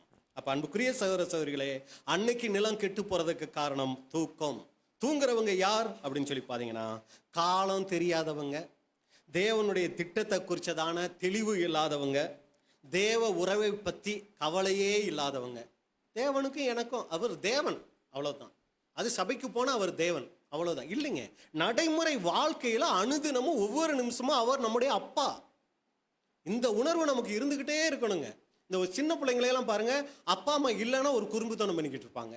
அப்பா அம்மா வந்துட்டா ரொம்ப பெர்ஃபெக்டாக போயிட்டு இருப்பாங்க. அதுவும் இந்த வாலிப பிள்ளைகள் பார்த்தீங்கன்னா, அப்பா அம்மா இருக்கும்போது ரொம்ப சுத்தமாக, ஆனால் அப்பா அம்மா இல்லைன்னா அவங்களுடைய ஃப்ரெண்ட்ஸு சர்க்கிளே வேற மாதிரி இருக்கும். நம்ம அப்படி கிடையாதுங்க. அப்பா எப்பவுமே எங்கே தான் இருக்கிறாரு? நம்ம கூடவே இருக்கிறார். அதனால எப்பவுமே வேற ஒரு வாழ்க்கை நம்மக்கிட்ட இருக்கவே கூடாதுங்க. வீட்டிலையும் இப்படி தான் இருக்கணும், சபையிலையும் இப்படி தான் இருக்கணும், வேலை செய்கிற இடத்துலையும் இப்படி தான் இருக்கணும், சமுதாயத்திலையும் இப்படி தான் இருக்கணும். எப்பவுமே நம்ம ஒரே வாழ்க்கை வாழக்கூடியவங்களா நாம் இருக்கணும். அப்போ அன்னைக்கு அவங்க தூங்கி போனாங்க, அசதி ஆயிட்டாங்க, சோம்பேறி ஆயிட்டாங்க. அதனால அந்த நிலம் அங்கே கெட்டு போயிடுச்சு. நாம் அப்படி விட்டுறக்கூடாது. தேவ உறவை குறித்து ஒரு நல்ல ஒரு சிந்தை உள்ளவர்களாக அந்த உறவை வளர்த்து கொள்ளக்கூடியவங்களாக இருக்கணும். ஆனால் அசட்டையாக இருக்கிறவங்க அவங்க இதை குறித்து எந்த கவலையுமே பட மாட்டாங்க. சரி, இப்போ முடிவுக்கு நம்ம வந்துட்டோம். இப்போ தோட்டம் நல்லா இருக்கணும் அப்படின்னா என்ன பண்ணணும் அப்படின்னா, அந்த தோட்டத்தை ஆதாமுக்கு எப்படி கொடுத்தாரு?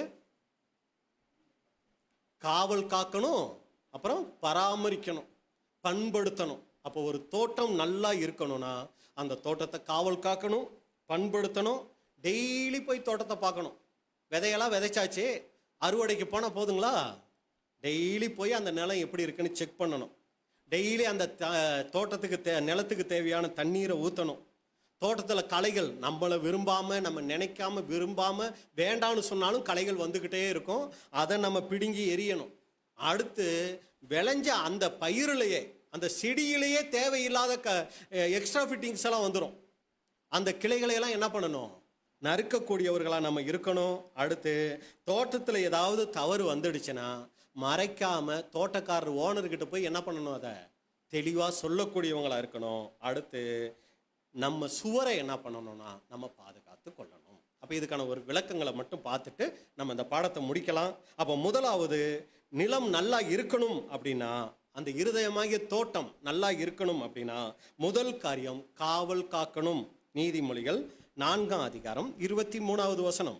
நீதிமொழிகள் 4ஆம் அதிகாரம் 23ஆம் வசனம். எல்லா காவலோடும் உன் இருதயத்தை காத்துக்கொள், அதனிடமின்று ஜீவ ஊற்று புறப்படும். எல்லா காவலோடும் இந்த இருதயமாகிய தோட்டத்தை என்ன பண்ணணும்? காத்து கொள்ளணும். சுவர் சரியா இருக்கான்னு நல்லா பார்த்துக்கணும். எல்லா காவலையும் வச்சு என்ன பண்ணணும்? காத்து கொள்ளணும் அப்படின்னு கூட நம்ம பார்க்கிறோம். அப்போ அடுத்து நீங்க பார்த்தீங்கன்னா, அன்புக்குரிய சகோதர சகோதரிகளை, பண்படுத்தணும். நிலத்தை வார்த்தைகள் உள்ள வரும்போது அதாவது ரோடு இருக்கு இல்லைங்களா, நிலம், அதாவது மட்டம், இந்த மாதிரி ஒரு நிலம் இருக்கு. ஆனால் ரொம்ப ரோடா, அதாவது எப்படின்னா பாதை, சரிங்களா, இறுகி போன நிலம் அப்படி சொல்லலாம். கடினமான அதாவது இறுகி போன ஒரு நிலம் இருக்குன்னு வைங்க, அதில் என்ன பண்ண முடியாது? பயிரிட முடியாது. அப்போ ஒரு இறுகி போன மன கடினத்தோடு வந்து உட்கார்ந்தோம்னா யார் தேவனுடைய வார்த்தையை கொடுத்தாலும் நமக்குள்ள அது வேலையே செய்யாதுங்க. வந்த உடனே தூங்கிடுவோம், இல்லை வந்த உடனே இங்கே உட்காந்துக்கிட்டே வெளியில் எங்கேயாவது போயிடுவோம்.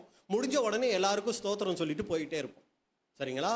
அப்படி இருக்கக்கூடாது. இருதயத்தை பண்படுத்தணும். ஆண்டவரே, இன்னைக்கு நீங்கள் என்கிட்ட ஏதாவது பேசணும்னு ஆசைப்படுறீங்களா? என் குறையை சுட்டி காமிக்கணும்னு ஆசைப்படுறீங்களா? என் இருதயத்தை பண்படுத்தி வச்சிருக்கிறேன் அப்படின்னு சொல்லணும். ஓசியா 10:12. ஓசியா 10ஆம் அதிகாரம் 12ஆம் வசனம்.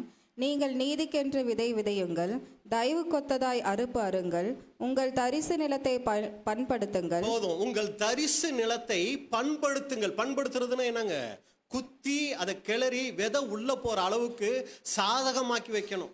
அப்ப தேவனுடைய வார்த்தையை கேட்க வர்ற நம்ம அதுக்குரிய ஆயத்தத்தோட வரணுங்க. ஒரு சில சபைகள்லாம் முதல் நாள் ஞாயிற்றுக்கிழமை கூடுகைக்கு என்னைக்கு ஆயத்தம் ஆகுறாங்க? சனிக்கிழமையே அவங்க ஆயத்தம் ஆகுறாங்க.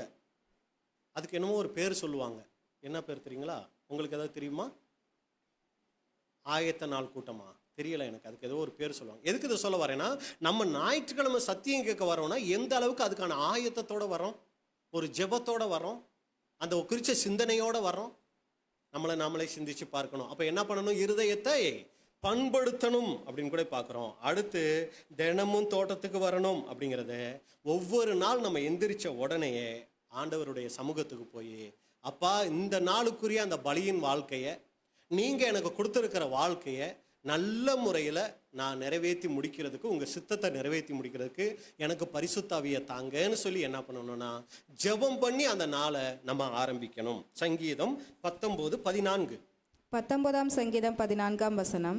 என் கன்மலையும் என் மீட்பரும் ஆகிய கர்த்தாவே, என் வாயின் வார்த்தைகளும் என் இருதயத்தின் தியானமும் உமது சமூகத்தில் பிரீதியாயிருப்பதாக. ஒவ்வொரு நாளும் காலையில் எந்திரிச்ச உடனேயே அந்த நாளில் ஆரம்பிக்கிறதுக்கு முன்னாடி, அப்பா அந்த நாள் முழுவதும் என்னுடைய வாயின் வார்த்தைகள், இருதய சிந்தனை, என்னுடைய செயல்கள் எல்லாம் உங்கள் சமூகத்தில் பிரீதியாக இருக்கணும்ப்பான்னு சொல்லி ஜெபம் பண்ணி என்ன பண்ணணும்னா நாம் அந்த நாளை ஆரம்பிக்கணும். இதுதான் டெய்லி தண்ணீர் ஊற்றுகிற ஒரு காரியம். சரிங்களா? அடுத்து நீங்கள் பார்த்தீங்கன்னா இன்னொரு வகையில் வசனத்தை தியானிக்கணும். அது நமக்கு நல்லாவே தெரியும். சங்கீதம் 1:2. 1ஆம் சங்கீதம் 2ஆம் வசனம். கர்த்தருடைய வேதத்தில் பிரியமாயிருந்து இரவும் பகலும் அவருடைய வேதத்தில் தியானமாயிருக்கிற மனுஷன் பாக்கியவான். நல்லா கவனிங்க. முதலாவது தோட்டத்துக்கு வர்றோம், அது தேவனுக்கிட்ட நம்மளை அர்ப்பணிக்கிறோம். ரெண்டாவது அந்த தோட்டத்துக்கு தண்ணீர் ஊற்றுறோம், அது தேவனுடைய வார்த்தைகளை தியானிக்கிறத குறிக்குது. மூணாவது அப்படி தியானிக்கும் போது தேவன் காமிச்சு கொடுப்பாரு, பாருப்பா உன்னோட மனசுல இந்த மாதிரி கலைகள் எல்லாம் இப்போ வர ஆரம்பிச்சிருக்கு, இந்த மாதிரி உலக இச்சைகள், இந்த மாதிரி கசப்புகள் இதெல்லாம் உனக்குள்ள வர ஆரம்பிச்சிருக்கு, இதையெல்லாம் நீ என்ன பண்ணு, தூக்கி போடு அப்படின்னு சொல்லி என்ன பண்ணுவார்னா ஞாபகப்படுத்துவார். அதுக்கு என்ன பண்ணணும், தேவனுடைய சமூகத்தில் நாம் ஜெபிக்கணும். சங்கீதம் 139, 23, 24. 139ஆம் சங்கீதம் 23ஆம் வசனம் முதல். தேவனே என்னை ஆராய்ந்து என் இருதயத்தை அறிந்து கொள்ளும், என்னை சோதித்து என் சிந்தனைகளை அறிந்து கொள்ளும். வேதனை உண்டாக்கும் வழி என்னிடத்தில் உண்டோ என்று பார்த்து நித்திய வழியிலே என்னை நடத்தும். தேவனுடைய சமூகத்தில் இதை கேட்கணும். நிலத்தில் எங்கேயாவது கலைகள் இருக்கா, என் இருதயத்தில் எங்கேயாவது உங்களுக்கு பிரியமில்லாத சுபாவம் இருக்காப்பா, எனக்கு காமிச்சு கொடுங்க. அது டஜன் கணக்கில் இருந்துச்சுன்னா கஷ்டங்க, ஆரம்பத்திலே காமிக்கணும். அதுக்கு தான் ஒரு சின்ன உதாரணம். என்ன அப்படின்னா, ஒரு பையன் அவங்க அப்பாட்ட சொன்னானா, அப்பா நீங்கள் ஆண்டவரை 50 வயசில் ஏற்றுக்கிட்டீங்க, அதனால நீங்கள் ஆண்டவருக்கு பிரியமாக நடக்கிறீங்க, நீங்கள் 50 வயசில் தானே ஏற்றுக்கிட்டீங்க, என்னையா 5 வயசுலேயே ஏற்றுக்கணும்னு ஆசைப்படுறீங்க, நானும் ஒரு 50 வயசு ஆன பின்னாடி ஏற்றுக்கிறேனே. அப்படிங்கும்போது அவங்க அப்பா என்ன சொன்னாராம், வான்னு அவங்க தோட்டத்துக்கு கூட்டிகிட்டு போயிட்டு ஒரு சின்ன புள்ள இதை பிடுங்கிடு அப்படின்னு சொன்னாராம். பையன் என்ன பண்ணினான், ஈஸியாக பிடுங்கி போட்டுட்டான். அடுத்து ஒரு பெரிய செடியை பார்த்து இதை பிடுங்கி போடணுன்றதும் 2 கையும் வச்சு கஷ்டப்பட்டு இழுத்து பிடுங்கி போட்டானான்.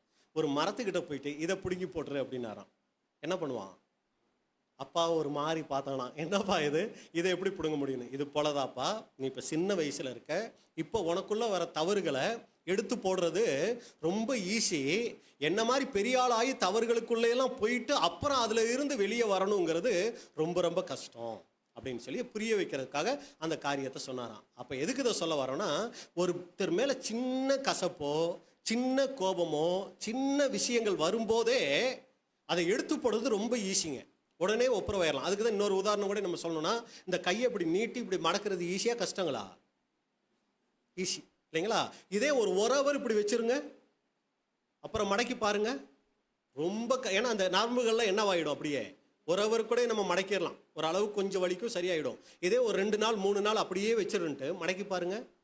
ஏன் அப்படின்னா, நாள் ஆக ஆக நம்ம சரீரத்தில் இருக்கிற உறுப்புகளே என்னவாகுது, ஒத்துழைக்க மாட்டேங்குது. அப்போ மனசு நாளை எதுக்குமே கடத்தி போட்டுறக்கூடாது. பிரதர், நான் நினைவு கூறுதல் ஆசரிச்சிட்டேன், இன்னைக்கு ஒரு கசப்பு வந்துருச்சு, இதை எப்போ சரி பண்ணால் போதும், அது அடுத்த வருஷம் அந்த நாளுக்கு முதல் நாள் சரி பண்ணால் போதும்ல, தயவு செஞ்சு விட்டுறக்கூடாதுங்க.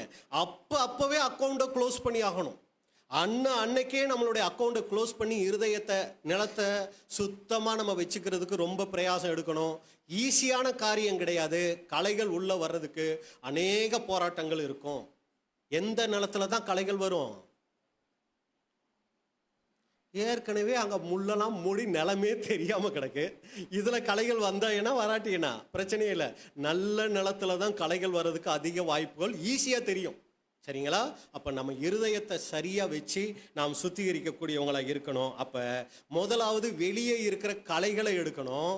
ரெண்டாவது அந்த செடியில் வளரும் தேவையில்லாத கிளைகள், அதைத்தான் நம்ம யோவான் 15 நம்ம பார்க்குறோம். சரிங்களா? அதை என்ன பண்ணணும், வெட்டி தூக்கி போடணும்.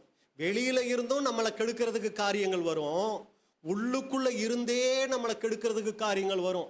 என்ன மாதிரி ஊழியத்தில் இருக்கீங்கல்ல அப்படின்னு சொல்லி என்ன பண்ணுங்க, இது நம்ம உங்களை மாதிரி பைபிள் வாசிக்கிறதுக்கு, ஜெபம் பண்ணுறதுக்கு, ஆண்டவருக்குள்ள குடும்பமாக இருக்கிறதுக்கு உங்களை போல யார் இருக்கா, இப்படி எல்லாம் உள்ளுக்குள்ள கொண்டு வந்து நம்மளை முடிச்சுக்கட்டுங்க. இதையும் நம்ம கவனிச்சு இந்த கிளைகளையும் வெளியே இருந்தும் தூக்கி போடணும், உள்ள இருந்தும் தூக்கி போடணும். ஆண்டவராக இயேசு கிறிஸ்து அன்னைக்கு படகுல வந்துகிட்டு இருக்கும்போது வெளியே இருந்து வந்துச்சு புயல் காத்து. இறையாதே, அமைதலாயிரு, அதட்டுனார், நின்று போச்சு. அப்போஸ்தலன் பவுல் காலத்துல அதே மாதிரி வெளியே இருந்து வந்துச்சு. அப்ப என்ன தெரியுங்களா பண்ணாங்க? பவுல் இயேசுவின் நாமத்தில் இறையாதே, அமைதலாயிரு அப்படின்லாம் சொல்லலை. என்ன பண்ணாருங்க? கப்பல்ல இருந்த கோதுமையெல்லாம் தூக்கி கடல்ல போட்டாங்க. அப்பதான் அது சரியாச்சு. அப்ப வெளியே இருந்தும் சரி பண்ற வேலைகள் இருக்கும், உள்ளுக்குள்ள இருந்து தூக்கி போட வேண்டிய காரியங்களும் இருக்கும். ரெண்டுமே இந்த கப்பல் பிரயாணத்துல செய்ய வேண்டிய காரியங்கள் இருக்கும். ரொம்ப ஜாக்கிரதையா வெளியேயும் சரியா இருக்கணும், உள்ளுக்குள்ளேயும் சரியா இருக்கணும். அன்புக்குரிய சகோதர சகோதரிகளே, தோட்டத்துல ஏதாவது ஒரு பிரச்சனைனா மறைக்காம ஓனர்கிட்ட போய் என்ன பண்ணணும்? ஐயா, களைகள் எல்லாம் கொஞ்சம் வந்துருச்சு, என்னால் பிடுங்க முடியலை, நீங்கள் ஏதாவது கொஞ்சம் உதவி பண்ணுங்கயா, இல்லை ஏதாவது ஆள் அனுப்புங்கயான்னு போய் சொல்லணும். சொன்னாதான் அவர் ஹெல்ப் பண்ணுவார். அதுபோல் நமக்குள்ள அந்த தவறுகள் வரும்போது, அப்பா பார்க்குறீங்கல்ல, இப்படி ஒரு காரியம் எனக்குள்ளே வந்துடுச்சு, என்னால் இது என்னை விட்டு எடுக்க முடியாது, எனக்கு உதவி செய்யுங்க, எனக்கு உங்கள் பரிசுத்தாவியை தாங்க, இன்னும் அதிகமாக பரிசுத்தாவியை தாங்கன்னு சொல்லி நாம் ஜெபிக்கக்கூடியவங்களா அங்கே இருக்கணும். சங்கீதம் 119:11. 119 சங்கீதம் 11 நான் உமக்கு விரோதமாய் பாவம் செய்யாதபடிக்கு உமது வாக்கை என் இருதயத்தில் வைத்தேன். அப்ப தேவனுக்கு விரோதமான பாவ காரியங்கள் நமக்குள்ள வரும்போது கட் பண்ணி தூக்கி போடக்கூடியவங்களா இருக்கணும். தேவன்கிட்ட எல்லாவற்றையும் சொல்லக்கூடியவங்களா இருக்கணும். சங்கீதம் 51:10. 51 சங்கீதம் 10 தேவனே, சுத்த இருதயத்தை என்னிலே சிருஷ்டியும், நிலைவரமான ஆவியை என் உள்ளத்திலே புதுப்பியும். டெய்லி ஒரு தேவனுடைய பிள்ளை கேட்க வேண்டிய முக்கியமான 2 காரியங்கள், ஒன்று ஞானம், இன்னொன்று பரிசுத்தாவி. நம்ம நல்லா இருக்கணும், பிள்ளைகள் நல்லா இருக்கணும், குடும்பம் நல்லா இருக்கணும், அதெல்லாம் ஜெபிக்கிறது உங்க விருப்பம். ஆனால் எதுக்கு ஜெபிக்கிறீங்களோ ஜெபிக்கலையோ அன்னன்னைக்கு நாம் கேட்க வேண்டிய முக்கியமான காரியம், தேவனே இந்த நாளில் நான் நடக்கிறதுக்கு எனக்கு தேவையான ஞானத்தை கொடுங்க, தேவனே இந்த நாளில் உங்களுக்கு பிரியமாக நடக்கக்கூடிய அளவுக்கு எனக்கு உங்கள் பரிசுத்தாவியை கொடுங்க. இது 2 காரியங்களை ஒரு தேவனுடைய பிள்ளை அனுதினமும் ஜெபிக்கக்கூடியவர்களா அங்கே இருக்கணும். நிலைவரமான ஆவியை என் உள்ளத்திலே புதுப்பியும் அப்படின்னு சொல்லி ஜெபிக்கணும். சும்மா வாய் சவடாலா பாரம்பரியமாக ஜெபிக்கக்கூடாது, உள்ளத்தின் ஆழத்திலிருந்து ஜெபிக்கக்கூடியவங்களா இருக்கணும். ஏசாயா 57:16. ஏசாயா 57:15 நித்திய வாசியும் பரிசுத்தர் என்கிற நாமம் உள்ளவரும் ஆகிய மகத்துவமும் உன்னதமுமானவர் சொல்லுகிறார், உன்னதத்திலும் பரிசுத்த ஸ்தலத்திலும் வாசம் பண்ணுகிற நான் பணிந்தவர்களின் ஆவியை உயிர்ப்பிக்கிறதற்கும் நொறுங்கினவர்களின் இருதயத்தை உயிர்ப்பிக்கிறதற்கும் நொறுங்குண்டு பணிந்த ஆவியுள்ளவர்களிடத்திற்கும் வாசம் பண்ணுகிறேன். இவங்களோட தான் இருப்பார். அப்ப நம்மளையே நாம புரிஞ்சு கொள்ளணும். நொறுங்கின இருதயம், நொறுங்குண்டு பணிந்த ஆவி நம்மளிடத்துல இருக்கணும். அந்த ஜெபத்துக்கு தான் தேவன் அங்க பதில் கொடுப்பார். காலை எந்திரிச்ச உடனே எனக்கு ஆத்திரம் சோத்திரம் ரொம்ப அவசரம், ஆமேன், இந்த ஜெபத்தெல்லாம் தேவன்கிட்ட போகவே போகாது. சரிங்களா? இருதயம் நொறுங்குண்டு நறுங்குண்டு தேவன்கிட்ட போகும்போது தேவன் புறக்கணிக்க மாட்டார். அடுத்து முக்கியமான ஒரு காரியம், தோட்டம் நல்லா இருக்கணும்னா நம்ம தோட்டத்தை பார்க்கணும். அடுத்த தோட்டத்தை பார்க்குறது தப்பு இல்லை. நம்ம தோட்டத்தை நல்லா வச்சுக்கிட்டு நல்லா விளைச்சல் இருந்துக்கிட்டு இருந்தா, பிரதர் நான் இந்த எருவு வாங்கி போட்டேன், இப்படி தண்ணி ஊற்றுனேன், இந்த செடியெல்லாம் நல்லா வளர்ந்துட்டு இருக்குது, நீங்களும் கூட இதை ஃபாலோ பண்ணுங்கன்னு சொல்லலாம். நம்ம நிலத்தை பார்க்குறதே இல்லை. எப்போ பார்த்தாலும் எந்த தோட்டத்தை தான் பார்க்குறது?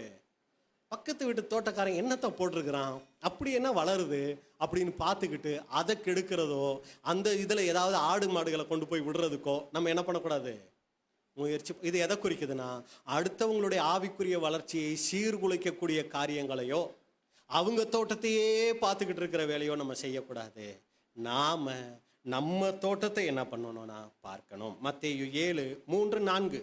மத்தேயு 7:3 முதல் நீ உன் கண்ணில் இருக்கிற உத்திரத்தை உணராமல் உன் சகோதரன் கண்ணில் இருக்கிற துரும்பை பார்க்கிறதென்ன? இதோ உன் கண்ணில் உத்திரம் இருக்கையில் உன் சகோதரனை நோக்கி நான் உன் கண்ணில் இருக்கும் துரும்பை எடுத்து போடட்டும் என்று நீ சொல்லுவது எப்படி? அப்ப அன்புக்குரிய சகோதரர்களே, அடுத்தவர்களுக்கு ஆலோசனை கொடுக்கறது ரொம்ப நல்லது. அது அதிகமாய் நம் அனுபவ பாடமாய் இருந்தா அது அவங்களுக்கும் பிரயோஜனமா இருக்கும். நம்ம கடைபிடிக்காத ஒரு காரியத்தை இன்னொருத்தருக்கு ஆலோசனையாய் சொல்கிறத நாம் குறைத்து கொள்கிறது ரொம்ப அவசியம்னு கூட பார்க்குறோம். கடைசியா நமது சுவரை, காம்பவுண்டை நாம பார்த்து கொள்ளணும். நீதிமொழிகள் 20-27 வரைக்கும் இருக்குது. ஒரு சில வசனங்கள் வாசிங்க. நீதிமொழிகள் 4:20 முதல் என் மகனே, என் வார்த்தைகளை கவனி, என் வசனங்களுக்கு உன் செவியை சாய். செவி, இது ஒரு சுவரு, காம்பவுண்டு. அவைகள் உன் கண்களை விட்டு பிரியாதிருப்பதாக. கண் ஒரு சுவரு. அவைகளை உன் இருதயத்துக்குள்ளே காத்துக்கொள். அவைகளை கண்டுபிடிக்கிறவர்களுக்கு அவைகள் ஜீவனும் அவர்கள் உடலுக்கெல்லாம் ஆரோக்கியமுமாம். எல்லா காவலோடும் உன் இருதயத்தை காத்துக்கொள். அதனிடத்தினின்று ஜீவ ஊற்று புறப்படும். வாயின் தாறுமாறுகளை உன்னை விட்டு அகற்றி வாய், அப்புறம் உதடுகளின் மாறுபாட்டை உனக்கு தூரப்படுத்து. உதடு, இதெல்லாம் சுவருங்க, இதெல்லாம் சுவர், காம்பவுண்டு. இது மீறி தான் எல்லாமே என்னாகும், உள்ள போய் நிலத்தை கெடுக்கும். அதனால இதுல ரொம்ப கவனமா இருந்துட்டோம்னா நிலம் பாதுகாப்பா இருந்துடும். உன் கண்கள் நேராய் நோக்க கடவது. கண்கள், உன் கண்ணிமைகள் உனக்கு முன்னே செவ்வையாய் பார்க்க கடவது. உன் கால்நடையை சீர்தூக்கிப்பார். உன் வழிகள் எல்லாம் நிலைவரப்பட்டிருப்பதாக. வலது புறமாவது இடது புறமாவது சாயாதே. உன் காலை தீமைக்கு விலக்குவாயாக. அன்புக்குரிய சகோதர சகோதரிகளே, இதுதான் நாம் இன்னைக்கு பார்த்துட்ட பாடம். அப்ப இதை நாம் மனதிலே வைத்துக்கொண்டு நாம் சிந்தனை செய்து பாடம் கற்றுக்கொண்டு நாம் தேவனுக்கு பிரியமான வாழ்க்கை வாழ தேவன் நமக்கு உதவி செய்வாராக. கடைசியாக அந்த வசனத்தை வாசித்து நான் முடிக்கிறேன். நீதிமொழிகள் 24 அதிகாரம் 30 முதல் 34 வரைக்கும். சோம்பேறியின் வயலையும் மதியீனனுடைய திராட்சை தோட்டத்தையும் கடந்து போனேன். இதோ அதெல்லாம் முள்ளுக்காடாய் இருந்தது. நிலத்தின் முகத்தை காஞ்சொறி மூடினது. அதன் கற்கள் இடிந்து கிடந்தது. அதை கண்டு சிந்தனை பண்ணினேன். அதை நோக்கி புத்தி அடைந்தேன். இன்னும் கொஞ்சம் உறங்கட்டும், இன்னும் கொஞ்சம் கை முடக்கி கொண்டு நித்திரை செய்யட்டும் என்பாயோ? உன் தரித்திரம் வழிபோக்கனை போலவும் உன் வறுமை ஆயுதம் அணிந்தவனை போலும் வரும். அப்போ இந்த காரியங்களை நம்ம பார்த்துருக்குறோம், இதுக்கான விளக்கங்கள் பார்த்துருக்குறோம். அன்புக்குரிய சகோதர சகோதரிகளே, தேவனுக்கு பிரியமான வாழ்க்கை வாழ தேவன் உதவி செய்வாராக. இப்படிப்பட்டதான வாய்ப்பை கொடுத்த பிதாவாகிய தேவனுக்கும் ஆண்டவராகிய இயேசு கிறிஸ்துவுக்கும் அருமையான சபையாருக்கும் என்னுடைய நன்றியை தெரிவித்துக் கொள்கிறேன். தேவனுடைய நாமம் மகிமைப்படுவதாக.